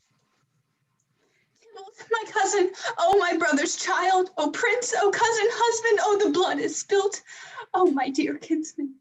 Prince, as thou art true, for our blood of our shed blood of Montague. Oh cousin, cousin. Benvolio, who began this bloody fray? Tybalt here slain, whom Romeo's hands did slay. Romeo that spoke him fair, bade him bethink how nice the quarrel was, and urged withal your high displeasure. All this was uttered with gentle breath, calm look, knees humbly bowed, could not take the truce with the unruly spleen of Tybalt's deaf to peace, but he that tilts with piercing steer at bold Mercutio's breast, who all hot turns deadly point to point, and with a martial scorn and one hand beats cold death aside, and with the other sends it back to Tybalt, whose dexterity retorts it. Romeo cries aloud, hold friends, friends, part, and swifter than his tongue, his agile arm beats down their fatal points, and twixt them rushes, under whose arm an envious thrust from Tybalt hit the life of stout Mercutio. And then Tybalt fled, but by and by comes back to Romeo, who had newly entertained revenge, and to it they'd go lightning, for ere I could draw to part them was stout Tybalt slain. And as he fell did Romeo turn and fly. That is the truth, or let Benvolio die. He is a kinsman to the Montague. Affection makes him false, he speaks not true. Some 20 of them fought in this black strife, and all those 20 could but kill one life. I beg for justice, which thou, prince, must give. Romeo slew Tybalt. Romeo must not live. Romeo slew him, he slew Mercutio, who now the price of his dear blood doth owe. Not Romeo, prince, he was Mercutio's friend. His fault concludes but what the law should end, the life of Tybalt. And for that offense immediately we do exile him hence. I have an interest in your hate's proceeding, my blood for your rule broad doth lie a-bleeding. But I'll immerse you with so strong a fine, that you shall all repent the loss of mine. I will be dept of pleading and excuses, no, nor tears nor prayer shall purchase out abuses. Therefore use none. Let Romeo hence in haste, else when he's found, that hour is his last. Bear hence this body and attend our will. Mercy, but murderers, pardoning those that kill. Exeunt. Scene 2. Capulets' orchard. Enter Juliet. Gallop apace, you fiery-footed steeds, towards Phoebus' lodging. Such a wagoner as Phaethon would whip you to the west, and bring in cloudy night immediately. Spread thy close curtain, love-performing night, that runaways' eyes may wink, and Romeo leap to these arms, untalked of and unseen. Lovers can see to do their amorous rites by their own beauties, or, if love be blind, it best agrees with night. Come, civil knight, thou sober-suited matron, all in black, and learn me how to lose a winning match, played for a pair of stainless maidenhoods. Hood my unmanned blood, bathing in my cheeks with thy black mantle, till strange love, grown bold, think true love acted simple modesty. Come, knight, come, Romeo, come thou day and night, for thou wilt lie upon the wings of night, whiter than new snow on a raven's back. Come, gentle knight, come, loving, black-browed knight, give me my Romeo, and when he shall die, take him and cut him out in little stars, and he will make the face of heaven so fine that all the world will be in love with night, and pay no worship to the garish sun. Oh, I have bought the mansion of a love, but not possessed it, and though I am sold, not yet enjoyed. So tedious is this day as is the night before some festival to an impatient child that hath new robes and may not wear them. Oh, here comes my nurse, and she that brings news, and every tongue that speaks but Romeo's name speaks heavenly eloquence. Enter nurse with cords. How, nurse, what news? What hast thou there? The cords that Romeo bid thee fetch? Aye, the cords. Throws them down. Aye, me, what news? Why dost thou wring thy hands? Oh, well a day, he's dead, he's dead, he's dead. We are undone, lady, we are undone. Alack the day, he's gone, he is killed, he's dead. Can heaven be so envious? Romeo can, though heaven cannot. Oh, Romeo, Romeo, whoever will have thought it, Romeo. What devil art thou that dost torment me thus? His torture should be roared in dismal hell. Hath Romeo slain himself? Say thou but I, and that bare foul eye shall poison more than the death darting eye of cockatrice. I am not I, if there be such an eye, or those eyes slain, eyes shut that make the answer I. If he be slain, say I, or if not, no. Brief sounds determine my weal or woe. I saw the wound, I saw it with mine eyes. God save the mark here on his manly breast. A piteous chorus, a bloody piteous chorus. Pale, pale as ashes, all bedaubed in blood, all in gore blood. I swooned at the sight. Oh, break my heart. Poor bankrupt, break at once. To prison eyes ne'er look on liberty. Vile earth, to earth resign. End motion here, and thou and Romeo press one heavy bier. Oh, Tybalt, Tybalt, the best friend I had. Oh, courteous Tybalt, honest gentleman. that ever I should live to see thee dead. What storm is this that blows so contrary? Is Romeo slaughtered and is Tybalt dead? My dear loved cousin and my dearer lord. Then, dreadful trumpet, sound the general doom, for who is living if those two are gone? Tybalt is gone, and Romeo banished. Romeo that killed him, he is banished. Oh God, did Romeo's hand shed Tybalt's blood? It did, alas the day, it did. Oh, serpent hard hid with a flowering face, did ever dragon keep so fair a cave? Beautiful tyrant, fiend angelical, dove-feathered raven, wolfish ravening lamb, despised substance of divinest show, just opposite to what thou justly seemst, a damned saint, an honorable villain. O nature, what hadst thou to do in hell when thou didst devour the spirit of a fiend in mortal paradise of such sweet flesh? Was ever book containing such vile matter so fairly bound? Oh, that deceit should dwell in such a gorgeous palace. There is no trust, no faith, no honesty in men, all perjured, all forsawn, all not, all dissemblers. Oh, where's my man? Give me some aqua vitae. These griefs, these woes, these sorrows make me old. Shame come to Romeo. Blistered be thy tongue for such a wish. He was not born to shame. Upon his brow shame is ashamed to sit, for 'tis a throne where honor may be crowned, sole monarch of the universal earth. Oh, what a beast was I to chide at him! Will you speak well of him that killed your cousin? Shall I speak ill of him that is my husband?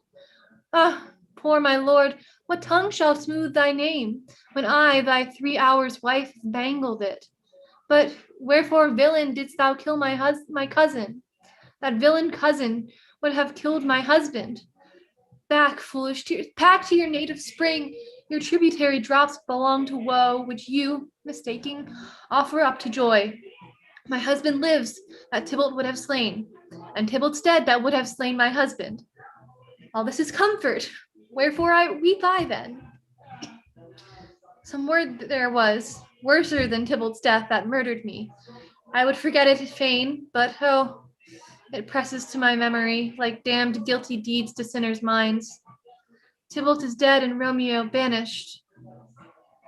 That one word banished, has slain 10,000 Tybalts.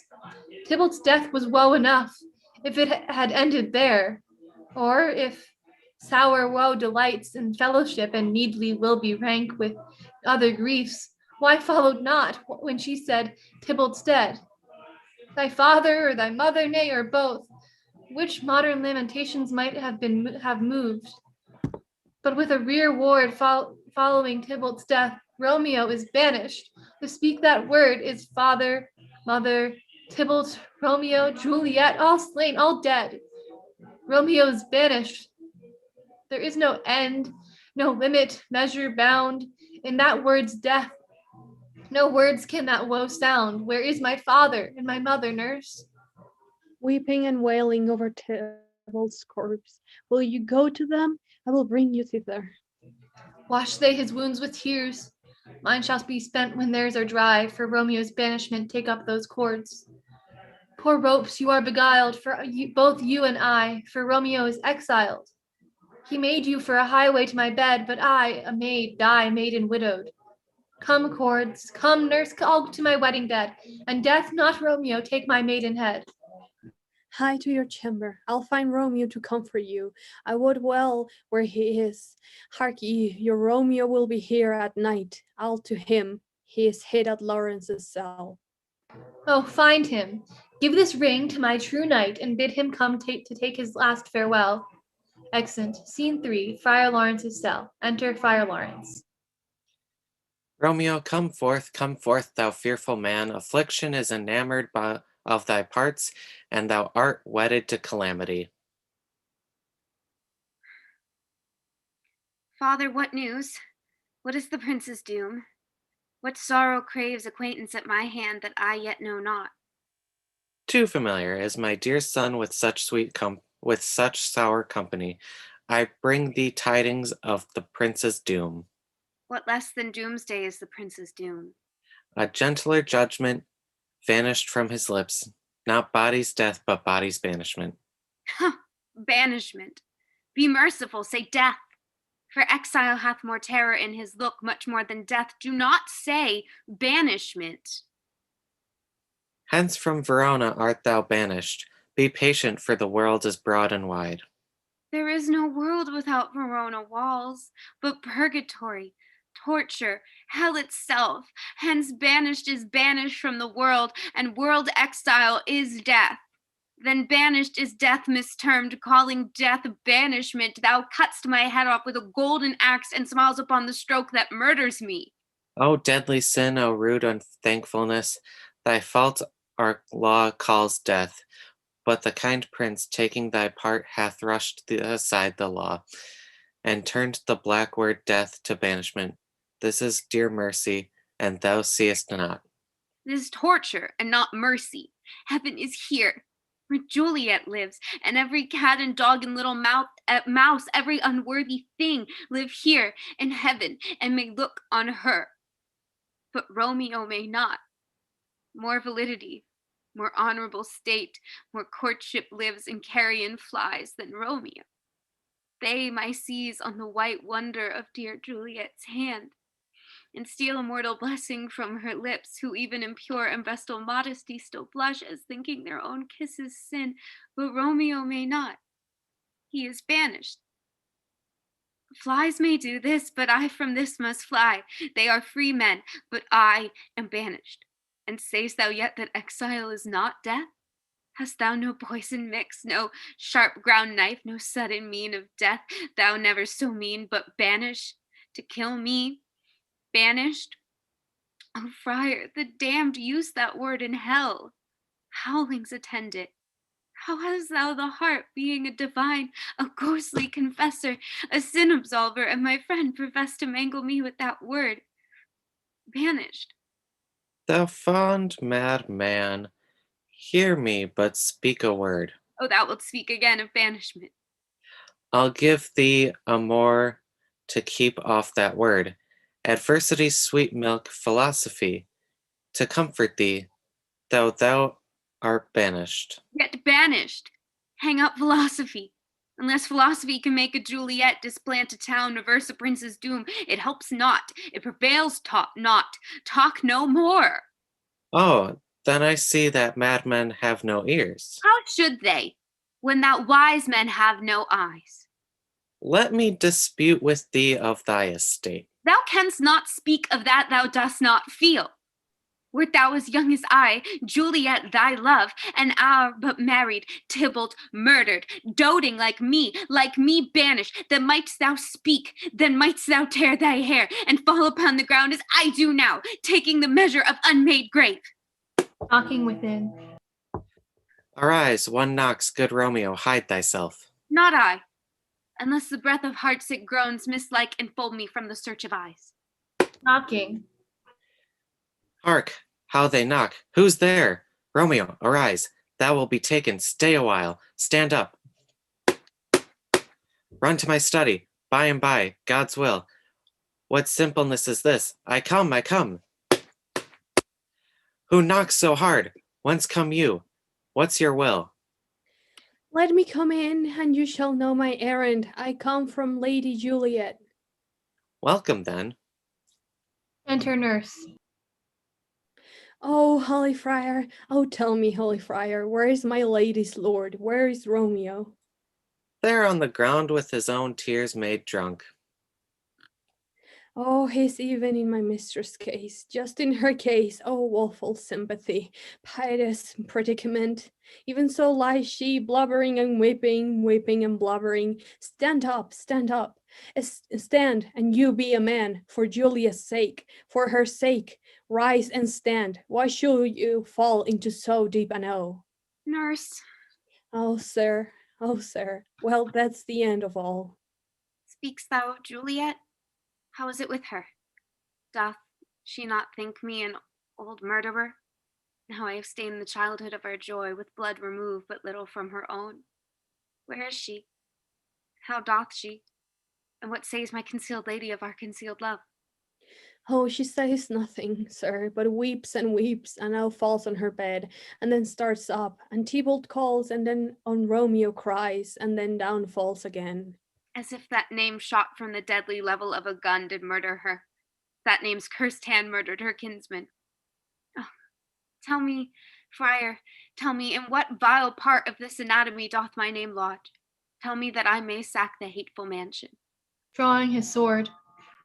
Hold thy desperate hand. Art thou a man? Thy form cries out thou art. Thy tears are womanish. Thy wild acts denote the unreasonable fury of a beast. Unseemly woman in a seeming man, or ill beseeming a beast in seeming both. Thou hast amazed me. By my holy order, I thought thy disposition better tempered. Hast thou slain Tybalt? Wilt thou slay thyself? And stay thy lady, too, that lives in thee, by doing damned hate upon thyself. While railest thou on thy birth, the heaven and earth? Since birth and heaven and earth all three do meet, in three at once, which thou at once wouldst lose. Fie, fie, thou shamest thy shape, thy love, thy wit, for which it, like an usurer, aboundst in all, and usest none in that true use indeed, which should bedeck thy name, thy shape, thy love, thy wit. Thy noble shape is but a form of wax, digressing from the valor of a man. Thy dear love sworn but a hollow perjury, killing that love which thou hast vowed to cherish. Thy wit, that ornament to shape and love, misshapen in the conduct of them both, like powder in a skitless soldier's flask, is set afire by thine own grace. And though dismembered with thine own defense, what? Rouse thee, man, thy Juliet is alive, for whose dear sake thou wast but lately dead. There art thou happy, Tybalt would kill thee, but thou slewest Tybalt, there art thou happy too. The law that threatened to death becomes thy friend, and turns it to exile. There art thou happy. A pack of blessings lights upon thy back. Happiness courts thee in her best array. But like a misbehaved and sullen wench, thou poutest upon thy fortune and thy love. Take heed, for such die miserable. Go, get thee to thy love, as was decreed. Ascend her chamber, hence, and comfort her. But look, thou stay not till the watch be set, for then thou canst not pass to Mantua, where thou shalt live, till we can find a time to blaze your marriage, reconcile your friends, beg pardon of the prince, and call thee back with 20,000 times more joy than thou wentst forth in lamentation. Go before nurse, commend me to thy lady, and bid her hasten all the house to bed, which heavy sorrow makes them apt unto. Romeo is coming. Oh, Lord, I could have stayed here all the night to hear good counsel. Oh, what learning is, my lord, I'll tell my lady you will come. Do so, and bid my sweet prepare to chide. Here, sir, a ring she bid me give you, sir. Hie you, make haste, for it grows very late. Exit. How well comfort is revived by this. Go hence, good night, and here stands all your state. Either be gone before the watch be set, or by the break of day disguised from hence. Sojourn in Mantua. I'll find out your man, and he shall signify from time to time every good hap to you that chances here. Give me thy hand. 'Tis late. Farewell. Good night. But that joy past joy calls on me, if were grief so brief, to part with thee. Farewell. Exit. Scene 4. A room in Capulet's house. Enter Capulet, Lady Capulet, and Paris. Things have fallen out, sir, so unluckily that we have had no time to move our daughter. Look you, she loved her kinsman dearly, and So did I. Well, we were born to die, 'tis very late. Shall not come down tonight, I promise you. But for your company, I would have been abed an hour ago. These times of woe afford no time to woo, madam. Good night. Commend me to your daughter. I will. And know her mind early tomorrow. Tonight she's mewed up to her heaviness. Sir Paris, I will make a desperate tender of my child's love. I think she will be ruled in all respects by me. Nay, more, I doubt it not. Wife, go you to her ere you go to bed. Acquaint her here of my son Paris' love, and bid her, mark you on me, on Wednesday next. But soft, what day is this? Monday, my lord. Monday. Well, Wednesday is too soon. Thursday, let it be a Thursday. Tell her. She shall be married to this noble earl. Will you be ready? Do you like this haste? We'll keep no great ado. A friend or two?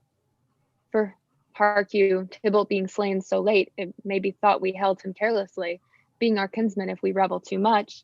Therefore we'll have some half a dozen friends, and there an end. But what say you to Thursday? My lord, I would that Thursday were tomorrow. Well, get you gone.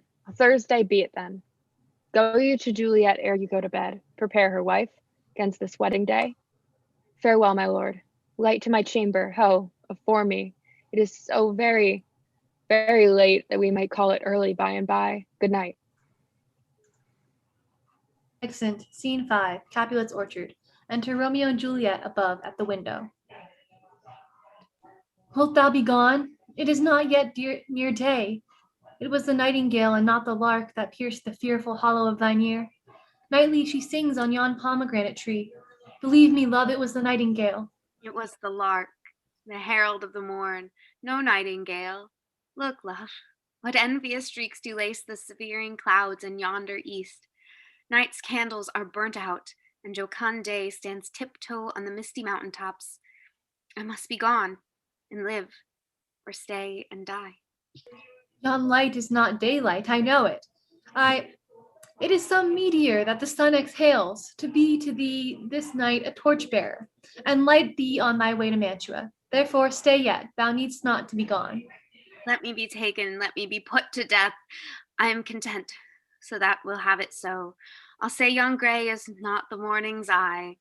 'Tis but the pale reflex of Cynthia's brow, nor that is not the lark whose notes do beat the vaulty heaven so high above our heads. I have more care to stay than will to go. Come, death, and welcome. Juliet wills it so. Housed is my soul. Let's talk. It is not day. It is. Hie, hence, be gone, away. It is the lark that sings so out of tune, straining harsh discords and unpleasant sharps. Some say the lark makes sweet division. This doth not so, for she divideth us. Some say the lark and loathed toad change eyes. Oh, now I would they had changed voices too, since arm from arm that voice doth us affray, hunting thee hence with hunts up to the day. Oh, now be gone, more light and light it grows. More light and light, more dark and dark our woes.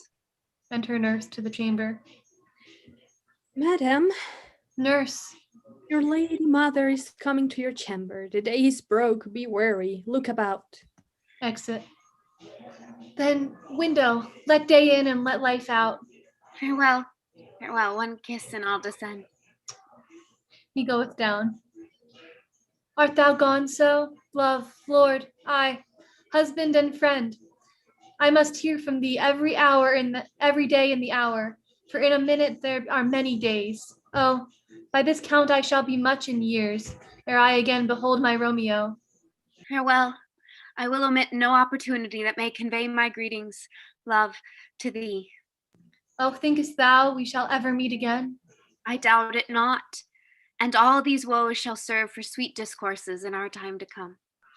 Oh God, I have an ill divining soul. Methinks I see thee, but now thou art below as one dead in the bottom of a tomb. Either my eyesight fails or thou lookest pale. And trust me, love, in my eye so do you. Dry sorrow drinks our blood. Adieu, adieu. Exit. O fortune, fortune, all men call thee fickle. If thou art fickle, why dost thou with him that is renowned for faith?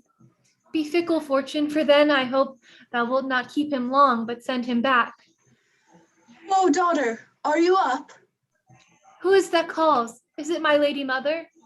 Is she not down so late or up so early? What unaccustomed cause procures her hither? Enter Lady Capulet. Why, how now, Juliet? Madam, I am not well. Evermore weeping for your cousin's death. What, wilt thou wash him from his grave with tears? And if thou couldst not make him live. Therefore, have done.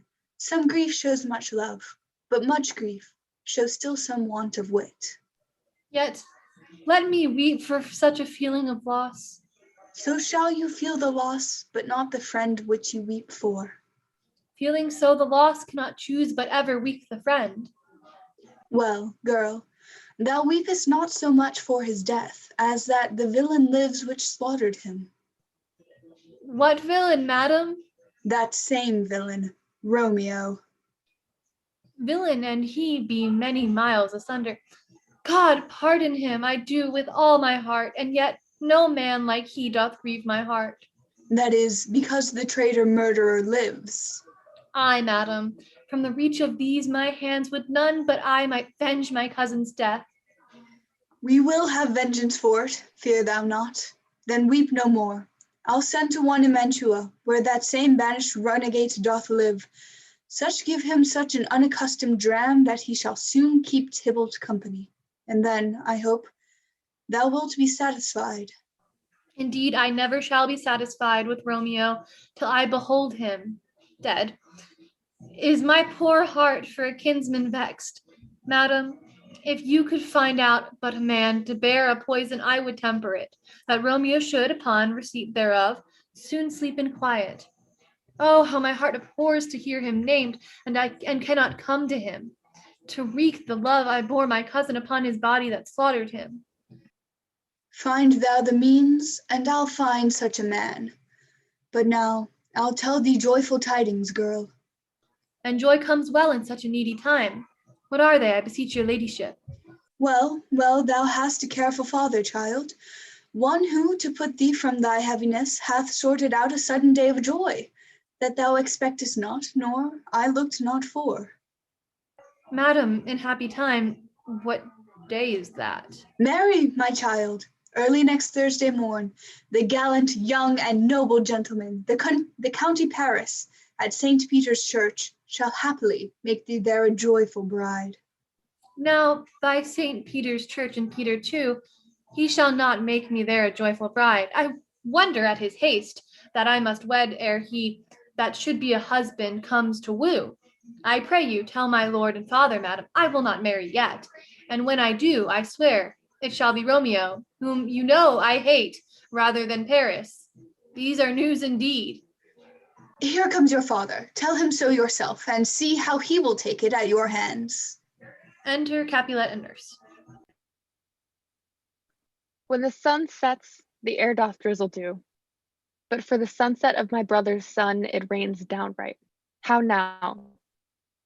Conduit girl? What, tears or showering? In one little body thou counterfeits a bark, a sea, a wind. For still thy eyes, which I may call the sea, do ebb and flow with tears. The bark thy body is, sailing in the salt flood, the winds thy sighs, who, raging with thy tears, and they with them, without a sudden calm, will overset thy tempest-tossed body. How now, wife? Have you delivered here to her our decree? Aye, sir, but she will none. She gives you thanks. I would the fool were married to her grave. Soft, take me with you, wife. How, will she none? Doth she not give us thanks? Is she not proud? Doth she not count her blessed, unworthy as she is, that we have wrought so worthy a gentleman to be her bridegroom? Not proud you have, but thankful that you have. Proud can I never be of what I hate, but thankful even for hate that is meant love. How now, chop logic, what is this? Proud, and I thank you not, and yet not proud, Mistress Minion, you, thank me thankings. No thankings. Nor proud me no prouds, but fettle your fine joints 'gainst Thursday next, to go with Paris to St. Peter's Church, or I will drag thee on a hurdle thither. Out, you green sickness carrion, out, you baggage, out, you tallow face. Fie, fie, what are you mad? Good father, I beseech you on my knees, hear me with patience but to speak a word. Hang thee, young baggage, disobedient wretch. I tell thee what, get thee to church on Thursday, or never after look me in the face. Speak not, reply not, do not answer me. My fingers itch. Wife, we scarce thought us blessed that God had lent us but this only child. But now I see this one is one too much, and that we have a curse in having her. Out on her, hiding. God in heaven bless her. You are to blame, my lord, to rate her so. And why, my lady Wisdom? Hold your tongue, good Prudence. Matter with your gossips, go. I speak no treason. Oh, God, ye godden. May not one speak? Peace, you mumbling fool. Utter your gravity or a gossip's bowel, for here we need it not. You are too hot. God's bread, it makes me mad. Day, night, hour, tide, time, work, play, alone, in company, still my care hath been to have her matched. And having now provided a gentleman of noble parentage, of fair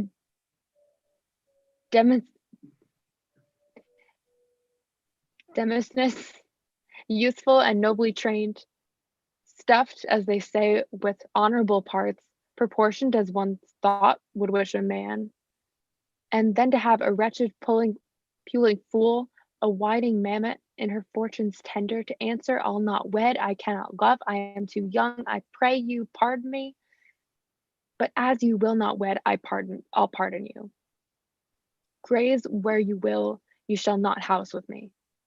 Look to it, think on it. I do not use to jest. Thursday is near, lay hand to heart, advise. And you be mine, I'll give you to my friend, and you be not hang, beg, starve, and die in the streets, for by my soul, I'll ne'er acknowledge thee, nor what is mine shall never do thee good. Trust to it, bethink you. I'll not be forsworn. Exits. Is there no pity sitting in the clouds that sees into the bottom of my grief? Oh, sweet my mother, cast me not away, delay this marriage for a month, a week, or if you do not, make the bridal bed in that dim monument where Tybalt lies. Talk not to me, for I'll not speak a word. Do as thou wilt, for I have done with thee. Exit. Oh God. Oh nurse, how shall this be prevented? My husband is on earth, my faith in heaven. How shall that faith return again to earth, unless that husband send it me from heaven, by leaving earth? Comfort me, counsel me, alack, alack, that heaven should practice stratagems upon so soft a subject as myself. What sayest thou? Hast thou not a word of joy? Some comfort, nurse. Faith, here it is. Romeo is banished, and all the world to nothing. That he dares never come back to challenge you, or if he do, it needs must be by stealth. Then, since the case so stands as now it does, I think it best you married with the county. Oh, he's a lovely gentleman. Romeo's this cloud to him, an eagle, madam, hath not so green, so quick, so fair an eye as Paris hath. Beshrew my very heart. I think you are happy in this second match, for it excels your first, or if it did not, your first is dead, or it were as good he were, as living here and you no use of him. Speakest thou from thy heart? And from my soul too, or else beshrew them both. Amen. What? Well, thou hast comforted me marvelous much. Go in, and tell my lady I am gone, having displeased my father to Lawrence's cell, to make confession and to be absolved. Marry, I will, and this is wisely done. Exit. Ancient damnation, oh, most wicked fiend! Is it more sin to wish me thus forsworn, or to dispraise my lord with that same tongue which she hath praised him with above compare so many thousand times? Go, counselor, thou and my bosom henceforth shall be twain. All to the friar, to know his remedy. If all else fail, myself have power to die. Exit. Act 4, Scene 1, Friar Lawrence's cell. Enter Friar Lawrence and Paris. On Thursday, sir. The time is very short. My father Capulet will have it so, and I am nothing slow to slack his haste. You say you do not know the lady's mind. Uneven is the course, I like it not. Immoderately she weeps for Tybalt's death, and therefore have I little talked of love. For Venus smiles not in a house of tears. No, sir, her father counts it dangerous that she doth give her sorrow so much sway, and in his wisdom hastes our marriage, to stop the inundation of her tears, which, too much minded by herself alone, may be put from her by society. Now, do you know the reason of this haste? I would I knew not why it should be slowed. Look, sir, here comes the lady towards my cell. Enter Juliet. Happily met, my lady and my wife. That may be, sir, when I may be a wife. That may be, must be. Love on Thursday next. What must be shall be. That's a certain text. Come you to make confession to this father? To answer that, I should confess to you. I do not deny him that you love me. I will confess to you that I love him. So will ye, I am sure, that you love me. If I do so, it will be of more price, being spoke behind your back than to your face.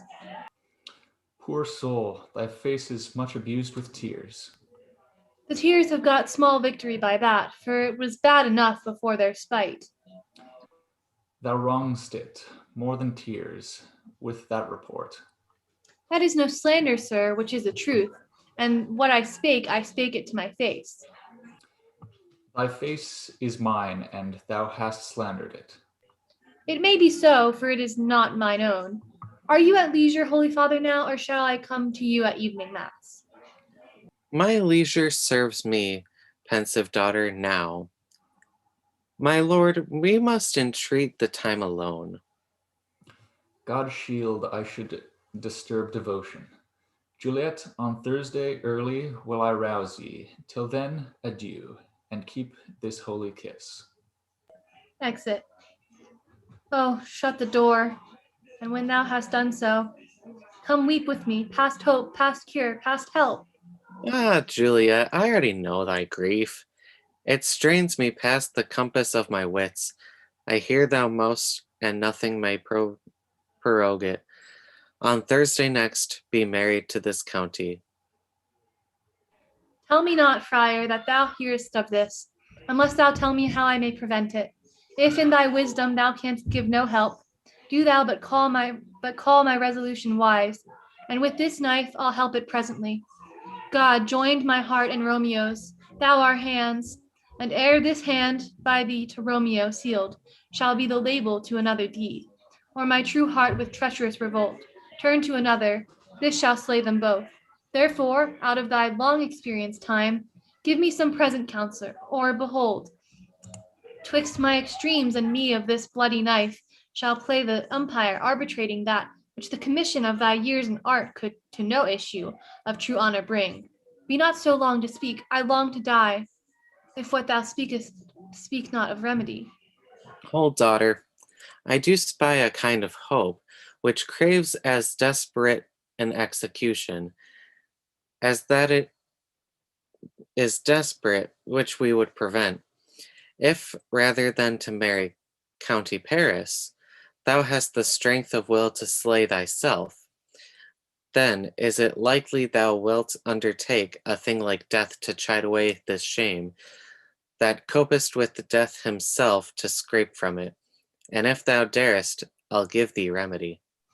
Oh, bid me leap rather than marry Paris.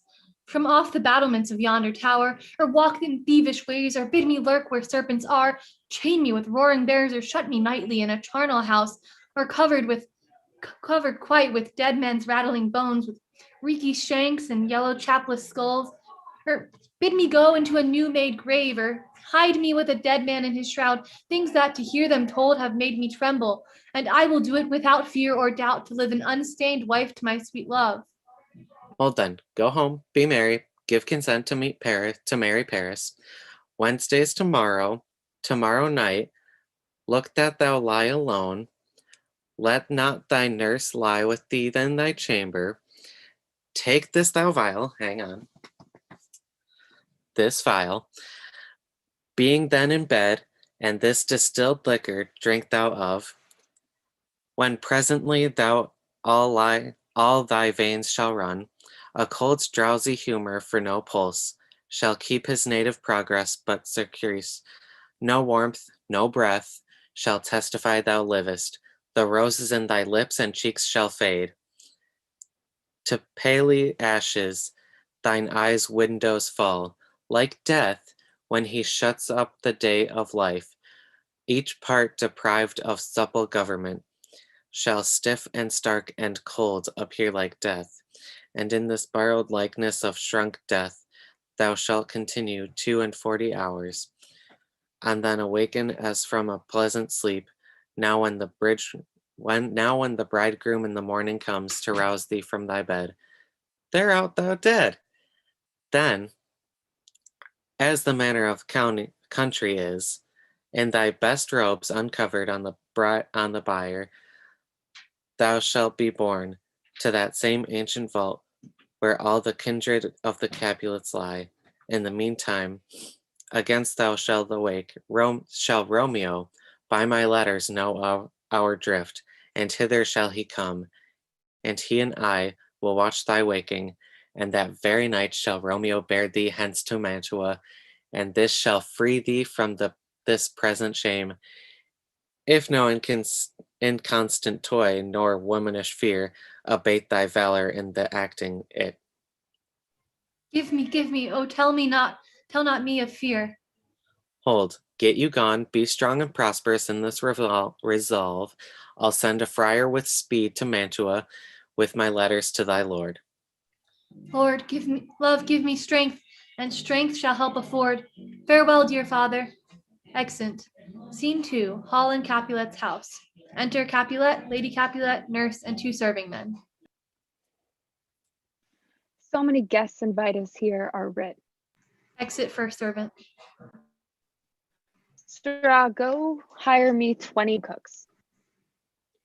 You shall have none ill, sir, for I'll try if they can lick their fingers. How canst thou try them so?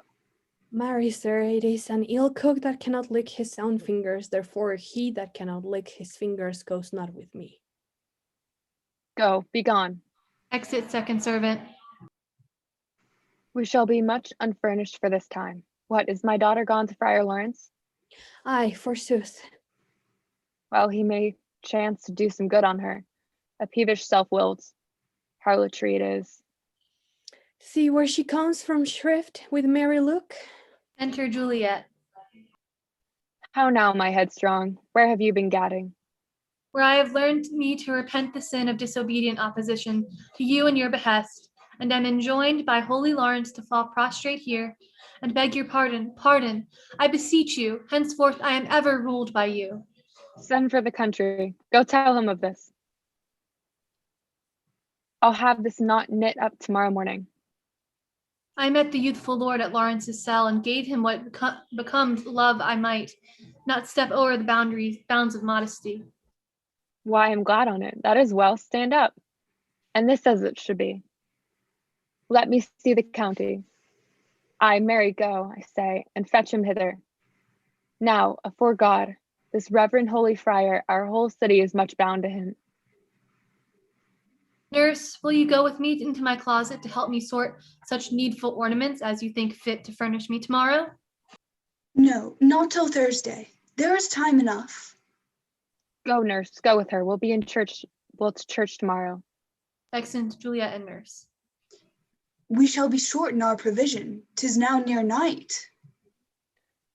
I will stir about, and all things shall be well, I warrant thee, wife. Go thou to Juliet. Help to deck her up. I'll not to bed tonight. Let me alone. I'll play the housewife for this once. What, ho? They are all forth. Well, I will walk myself up to County Paris to prepare him up against tomorrow. My heart is wondrous light, since this same wayward girl is so reclaimed. Exeunt. Scene 3, Juliet's chamber. Enter Juliet and a nurse. Aye, those attires are best. But, gentle nurse, I pray thee, leave me to myself tonight, for I have need of many orisons to move the heavens to smile upon my state, which, well, thou knowest, is cross and full of sin. Enter Lady Capulet. What, are you busy, ho? Need you my help? No, madam, we have culled such necessaries as are behoveful for our state tomorrow. So please you, let me be alone. Let me now be left alone, and let the nurse this night sit up with you, for I am sure you have your hands full all in this so sudden business. Good night. Get thee to bed and rest, for thou hast need. Excellent Lady Capulet and nurse. Farewell. God knows when we shall meet again. I have a faint cold fear thrills through my veins that almost freezes up the heat of life. I'll call them back again to comfort me. Nurse, what should she do here? My dismal scene I needs must act alone. Come, Vial.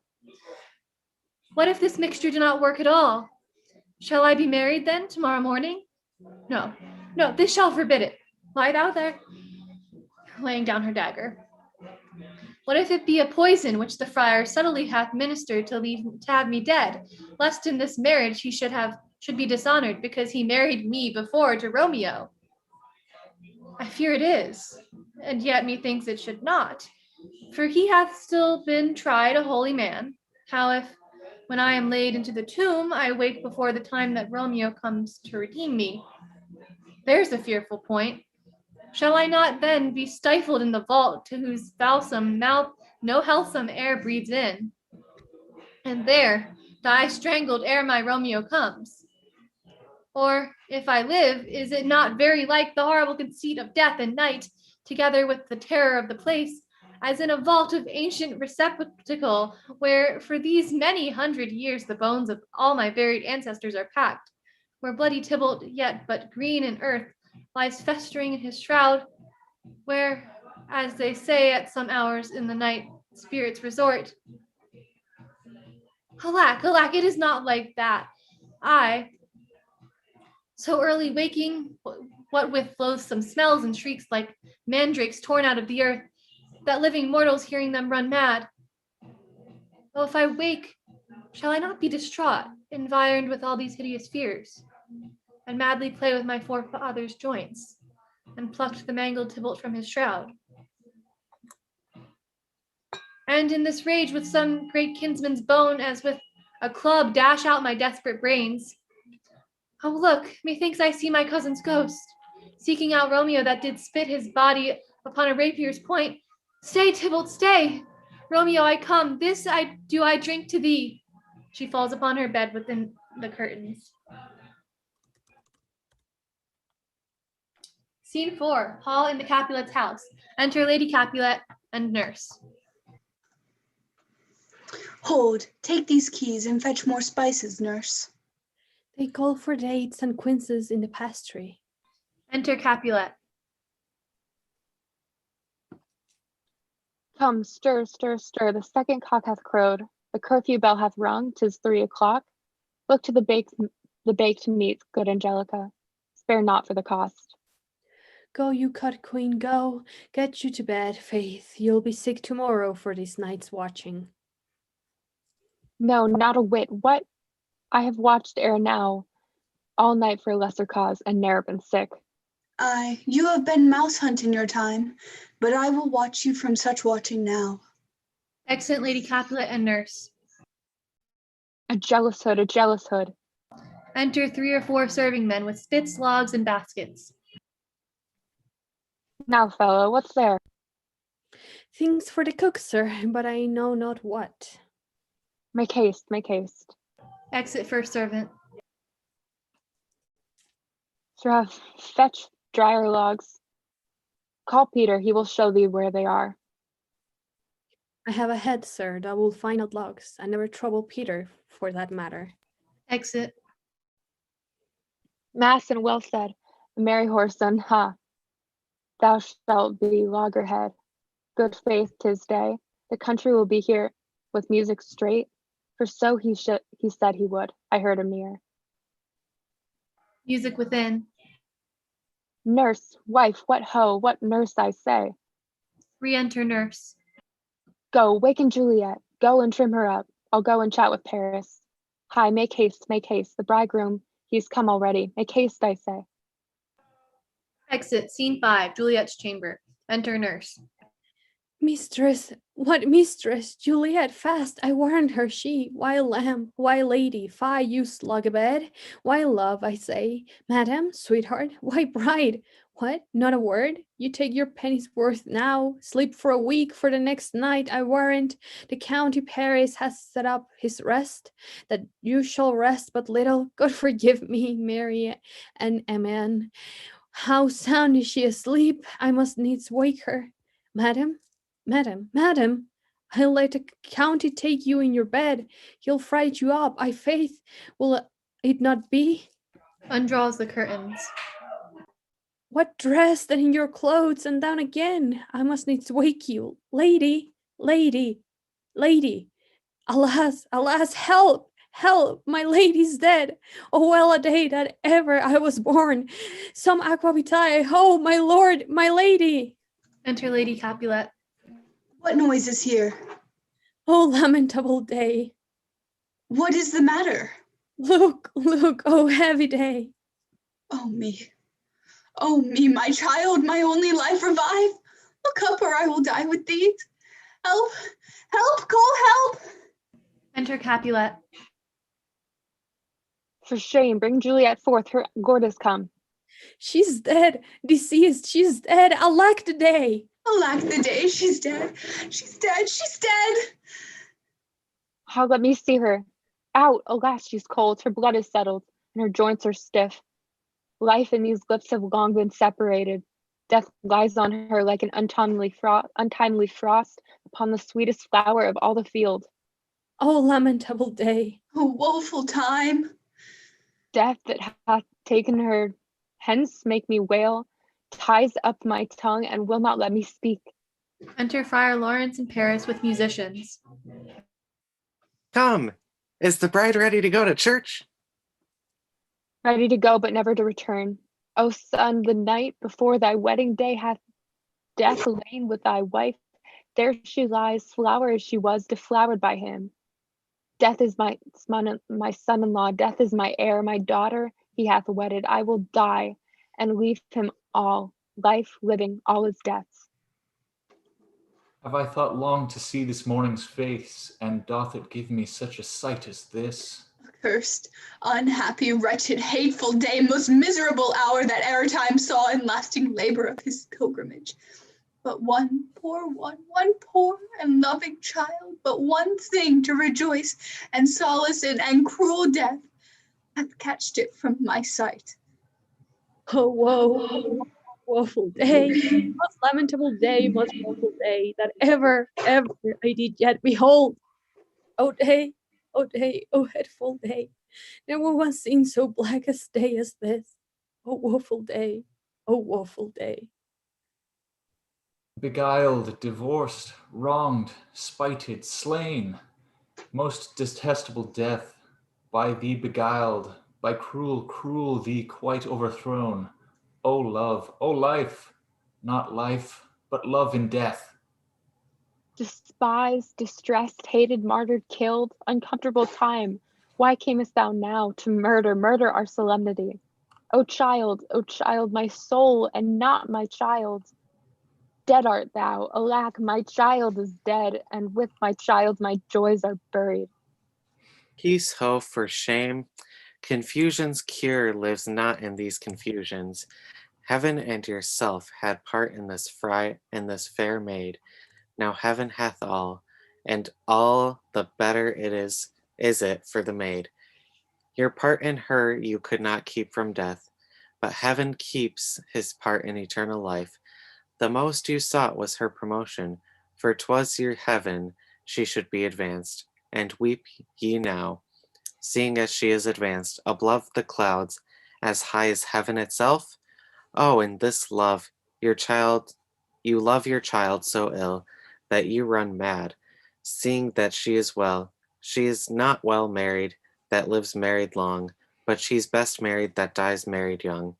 Dry up your tears and stick your rosemary on this fair corpse, and, as the custom is, in all her best array, bear her to church. For though fond nature bids us a lament, yet nature's tears are reason's merriment. All things that we ordained festival turn from their office to black funeral. Our instruments to melancholy bells, our wedding cheer to a sad burial feast, our solemn hymns to sullen dirges change, our bridal flowers serve for a buried corpse, and all things change them to the contrary. Sir, go you in, and madam, go with him. And go, Sir Paris, everyone prepared to follow this fair corpse unto her grave. The heavens do lower upon you for some ill. Move them no more by crossing their high will. And exit Capulet, Lady Capulet, Paris, and Friar Lawrence. Faith, we may put up our pipes and be gone. Honest good fellows. Put up, for well you know, this is a pitiful case. Exit. Aye, by my troth, the case may be amended. Enter Peter. Musicians, oh musicians, heart's ease. Oh, and you will have me live, play heart's ease. Why heart's ease? Oh musicians, because my heart itself plays, my heart is full of woe. Oh, play me some merry dump to comfort me. Not a dump we, 'tis no time to play now. You will not then? No. I will then give it to you soundly. What will you give us? No money on my faith, but the gleek. I'll give you the minstrel. Then I will give you the serving creature. Then will I lay the serving creature's dagger on your pate. I will carry no crutches. I'll ree you. I'll fie you. Do you note me? And you ree us and fa us, you note us. Pray you, put up your dagger and put out your wit. Then have at you with my wit. I will dry beat you with an iron wit and put up my iron dagger. Answer me like men. When gripping grief the heart doth wound, and doleful dumps the mind oppress, the music with her silver sound. Why silver sound? Why music with her silver sound? What say you, Simon Catling? Marry, sir, because silver hath a sweet sound. Pretty, what say you, Hugh Rebeck? I say silver sound because musicians sound for silver. Pretty too, what say you, James Soundpost? Faith, I know not what to say. Oh, I cry you mercy, you are the singer. I will say for you, it is music with her silver sound, because musicians have no gold for sounding. Then music with her silver sound with speedy help doth lend redress. Exit. What a pestilent knave is this same. Hang him, Jack. Come, we'll unhear, tarry for the mourners and stay dinner. Exit. Act 5, Scene 1, Mantua, a street. Enter Romeo. If I may trust the flattering truth of sleep, my dreams presage some joyful news at hand. My bosom's lord sits lightly in my throne, and all this day an unaccustomed spirit lifts me above the ground with cheerful thoughts. I dreamt my lady came and found me dead. Strange dream that gives a dead man leave to think, and breathes such life with kisses in my lips that I revived and was an emperor.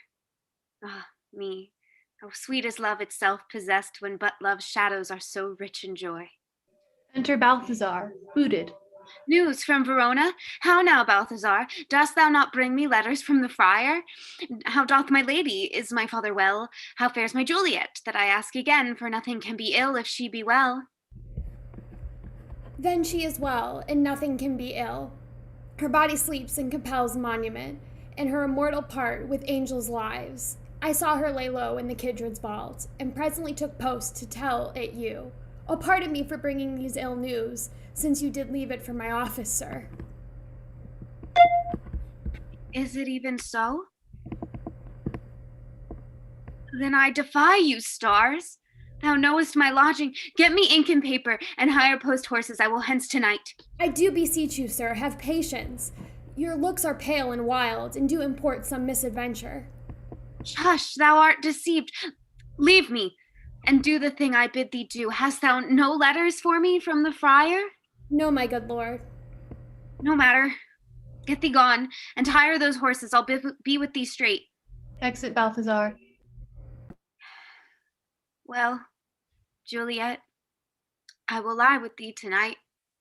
Let's see, for means, oh mischief, thou art swift to enter in the thoughts of desperate men. I do remember an apothecary, and hereabouts he dwells, which late I noted in tattered weeds with overwhelming brows, culling of simples. Meager were his looks, sharp misery had worn him to the bones.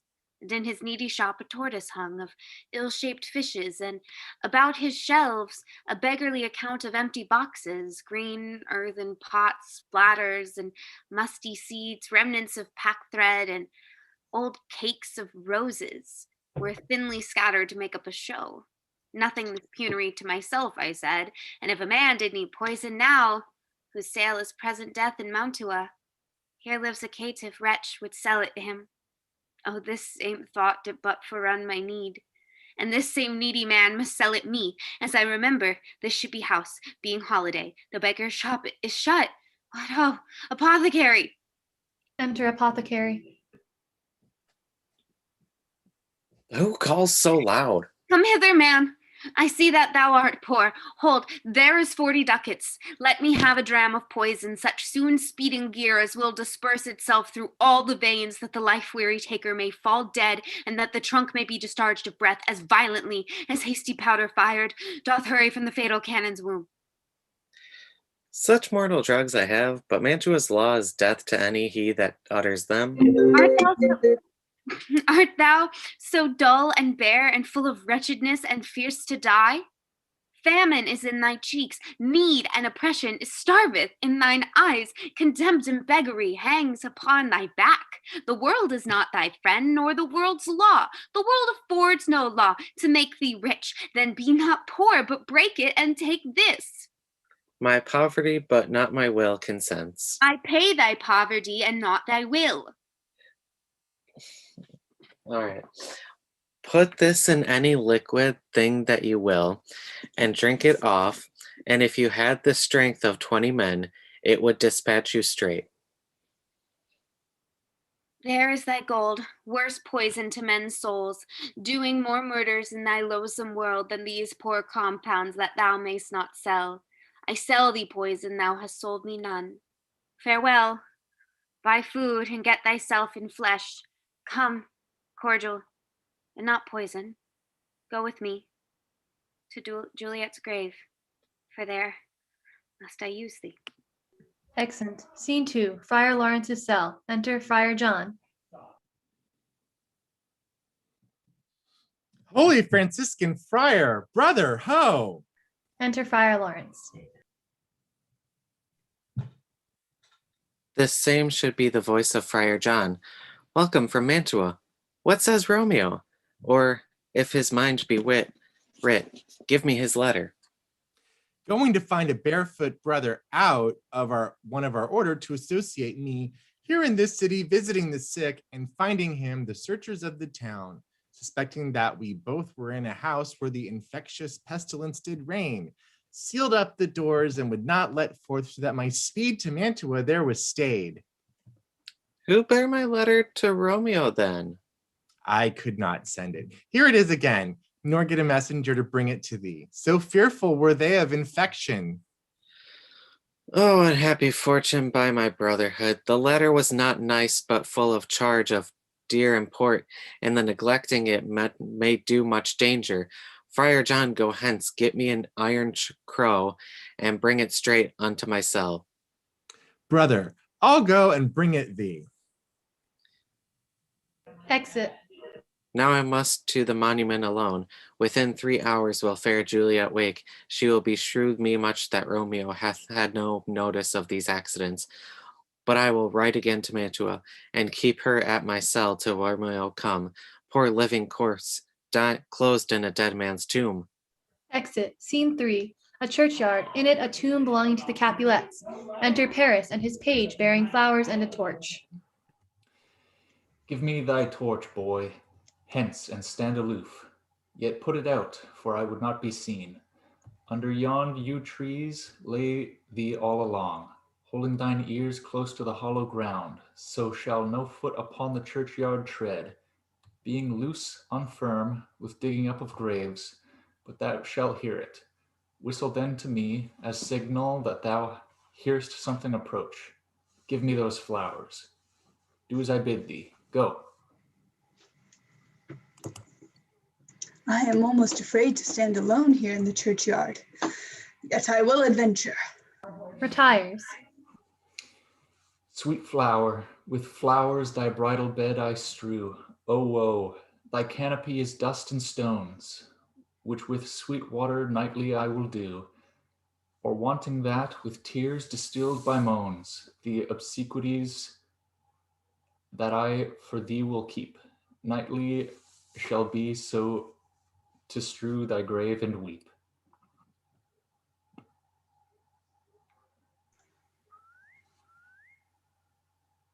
The boy gives warning, something doth approach. What cursed foot wanders this way tonight, to cross my obsequies with and true love's right? What with a torch? Muffle me, night, awhile. Retires. Enter Romeo, Balthazar, with a torch, Mattock and company. Give me that mattock and that wrenching iron. Hold, take this letter early in the morning. See thou deliver it to my lord and father. Give me light upon my life, I charge thee. Wherever thou art, hearest or seest, stand all aloof, and do not interrupt me in my course. Why I descend into this bed of death is partly to behold my lady's face, but chiefly to take thence from her dead finger a precious ring, a ring that I must use in dear employment, and therefore hence be gone. But if thou jealous dost return to pry in what I further shall intend to do, by heaven, I will tear thee joint by joint and strew this hungry churchyard with thy limbs. The time and my intents are savage wild, more fierce and more exhonorable far than empty tigers of the roaring sea. I will be gone, sir, and not trouble you. So shalt thou show me friendship. Take thou that. Live, and be prosperous. And farewell, good fellow. For all the same, I'll hide me hereabout. His looks I fear, and his intents I doubt. Retires. Thou debatable maw, thou womb of death, gorged with the dearest morsel of the earth. Thus I enforce thy rotten jaws to open, and in despite I'll cram thee with more food. Opens the tomb. This is that banished haughty Montague that murdered thy love's cousin, with which grief it is supposed the fair creature died, and here is come to do some villainous shame to the dead bodies. I will apprehend him. Comes forward. Stop thy unhallowed toil, vile Montague. Can vengeance be pursued further than death?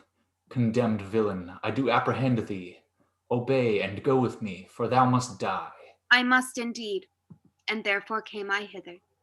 Good gentle youth, tempt not a desperate man. Fly hence and leave me. Think upon these gone, let them affright thee.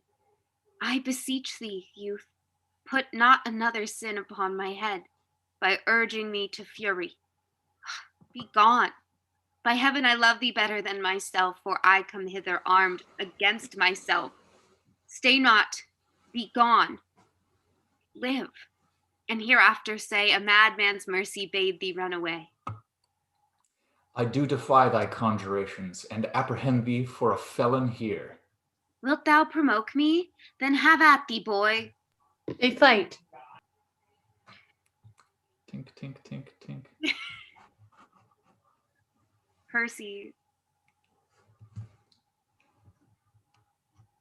Oh Lord, they fight! I will go call the watch. Exits. Oh, I am slain. Falls. If thou be merciful, open the tomb, lay me with Juliet. Dies.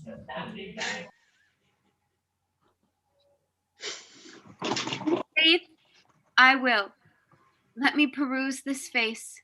Mercutio's kinsman, noble county Paris. What said my man when me besotted soul did not attend him as we rode? I think he told me Paris should have married Juliet, said he not so? Or did I dream it so? Or am I mad, hearing him talk of Juliet to think it was so? Oh, give me thy hand, one writ with me in sour misfortune's book. I'll bury thee in a triumphant grave. A grave? No, a lantern, slaughtered youth, for here lies Juliet, and her beauty makes this vault a feasting presence full of light. Death, lie thou there, by a dead man interred. Laying Paris in the tomb. How oft when men are in the point of death have they been merry, which their keepers call a lightning before death. Oh, how may I call this a lightning? Oh, my love, my wife, death that has sucked the honey of thy breath has had no power yet upon thy beauty. Thou art not conquered, beauty's ensign yet, in crimson in thy lips and in thy cheeks, and death's pale flag is not advanced there. Tybalt, liest thou there on thy bloody sheet? Oh, what more favor can I do to thee than with that hand that cut thy youth in twain to surrender his that was thine enemy? Forgive me, cousin. Dear Juliet, why art thou yet so fair? Shall I believe that unsubstantial death is amorous, and that the lean abhorred monster keeps thee here in dark to be his paramour? For fear that I still will stay with thee, and never from this palace of dim night depart again. Here will I remain, with worms that are thy chambermaid. Oh, here will I set up my everlasting rest, and shake the yoke of inauspicious stars from this world-wearied flesh. Eyes, look your last. Arms, take your last embrace. And lips, oh, you the doors of breath seal with a righteous kiss, a dateless bargain of engrossing death. Come, bitter conduct, come, unsavory guide, thou desperate pilot, now at once run on. The dashing rocks, thy sea-sick weary bark. Here's to my love.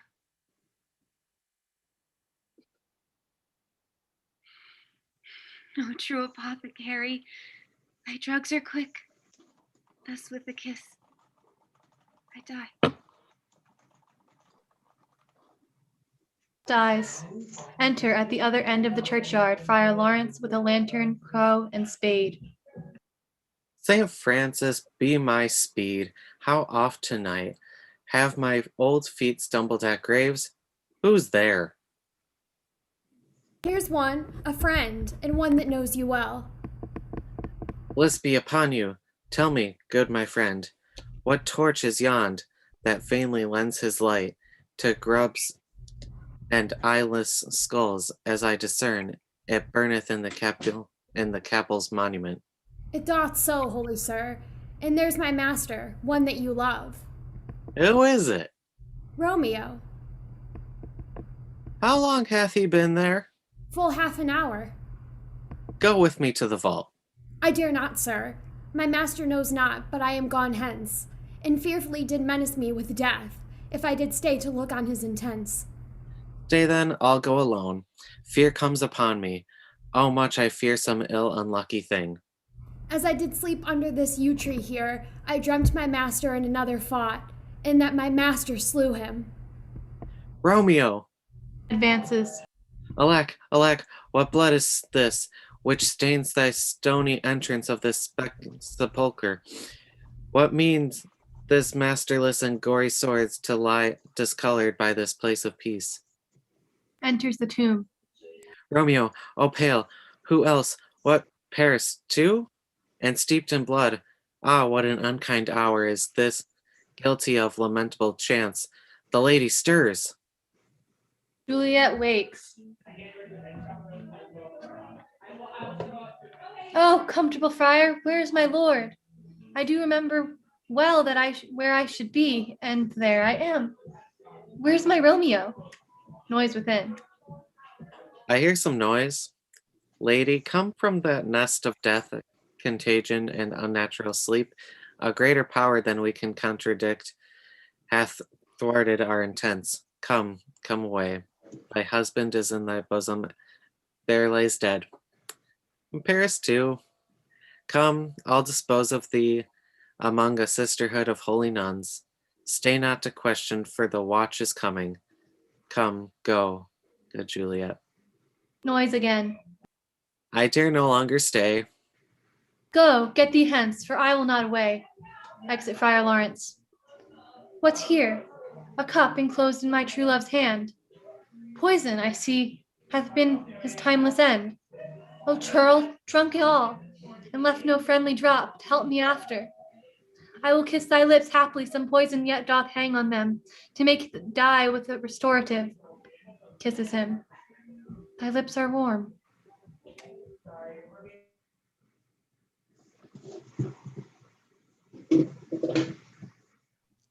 Lead, boy, which way? Yea, noise, then I'll be brief. O happy dagger, snatching Romeo's dagger. This is thy sheath. There rust, and let me die.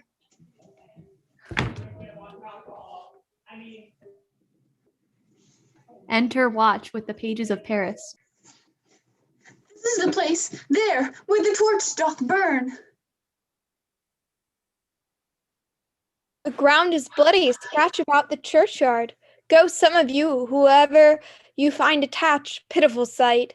Here lies the county slain, and Juliet bleeding warm and newly dead, who here have lain these 2 days buried. Go tell the prince, run to the Capulets, raise up the Montagues, some other search. We see the ground whereon these woes do lie, but the true ground of all these piteous woes we cannot without circumstance descry. Re-enter some of the watch with Balthazar. Here's Romeo's man. We found him in the churchyard. Hold him in safety till the prince come hither. Re-enter others of the watch with Friar Lawrence. Here is a friar that trembles, sighs, and weeps. We took this mattock and this spade from him, as he was coming from this churchyard side. A great suspicion. Stay the friar too. Enter the prince in attendance. What misadventure is so early up that calls our person from our morning rest? Enter Capulet, Lady Capulet, and others. What should it be that they so shriek abroad? The people in the street cry Romeo, some Juliet, and some Paris, and all run with open outcry toward our monument. What fear is this which startles in our ears? Sovereign here lies the county Paris slain, and Romeo dead, and Juliet dead before, warm and new killed. Search, seek, and know how foul murder comes. Here is the friar, slaughtered Romeo's man, with instruments upon them fit to open these dead men's tombs. O heavens, O wife, look how our daughter bleeds. This dagger hath misstain. For lo, his house is empty on the back of Montague, and it missheathed in my daughter's bosom. Oh me, this sight of death is a bell that warms my old age to a sepulchre. Enter Montague and others. Come, Montague, for thou art early up to see thy son and heir more early down. Alas, my liege, my wife is dead tonight. Grief on my son's exile hath stopped her breath. What further woe conspires against mine age? Look, and thou shalt see. O thou untaught, what manners is this to press before thy father to a grave? Seal up the mouth of outrage for a while, till we can clear these ambiguities, and know their spring, their head, and their true descent. And then will I be general of your woes, and lead you even to death. Meantime forbear, and let mischance be slave to patience. Bring forth the parties of suspicion. I am the greatest, able to do the least, yet most suspected, as the time and place doth make against me of this direful murder. And here I stand, both to impeach and purge myself condemned and myself excused. Then say at once what thou dost know in this. I will be brief, for my short date of breath is not so long as it is a tedious tale. Romeo, there dead, was husband to that Juliet, and she, there dead, that Romeo's faithful wife. I married them, and their stolen marriage day was Tybalt's doomsday, whose untimely death banished the new made bridegroom from the city, for whom, and not for Tybalt, Juliet pined. You, to remove that siege of grief from her, betrothed and would have married her perforce, to county Paris. Then comes she to me, and with wild looks bid me devise some mean to rid her from the second marriage, or in my cell there would she kill herself. Then I gave her, so tutored by my heart, a sleeping potion, which so took effect, and I intended, for it wrought on her the form of death.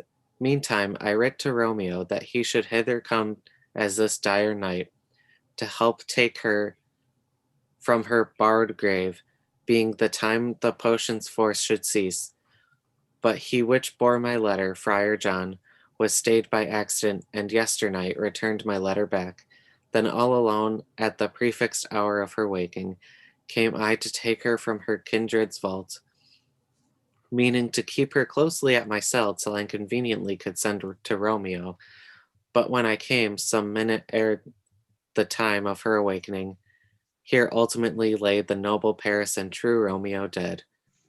She wakes, and I entered her come forth, and bear this work of heaven with patience.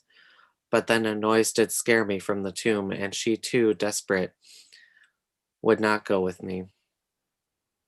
But as it seems, did violence on herself.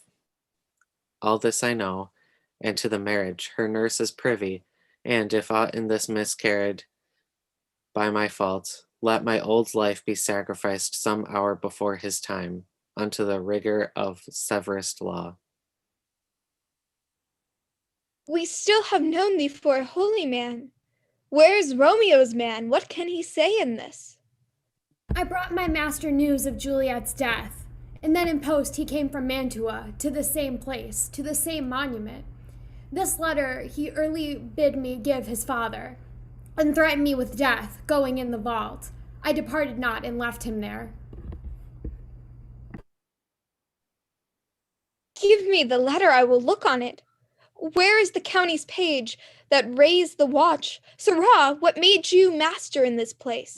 He came with flowers to strew his lady's grave, and bid me stand aloof, and so I did. Anon comes one with lights to up the tomb, and by my master drew on him, and then I ran away to call the watch. This letter doth make good the friar's words, their course of love, the tidings of her death, and here he writes that he did buy a poison of a poor apothecary, and therewithal came to this vault to die and lie with Juliet. Where be these enemies? Capulet, Montague, see what a scourge is laid upon your hate, that heaven find means to kill your joys with love. And I, for winking at your discords too, have lost a brace of kinsmen. All are punished. O brother Montague, give me thy hand. This is my daughter's jointure, for no more can I demand. But I can give thee more, for I will raise her statue in pure gold, that while Verona by name is known, there shall no figure at such rate be set as that of true and faithful Juliet. As rich shall Romeo's by his ladies lie, poor sacrifices are of our enmity. A glooming peace this morning with it brings. The sun, for sorrow, will not show his head. Go hence to have more talk of these sad things. Some shall be pardoned and some punished. For never was a story more woe than this of Juliet and her Romeo.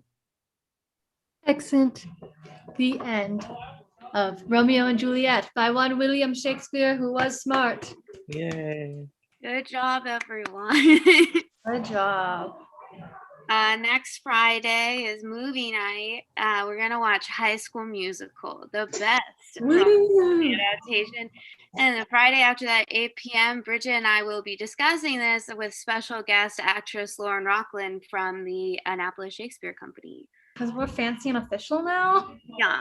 So, thank you everybody for coming. Thank you to our wonderful cast. And yeah, we will see you next time. Bye.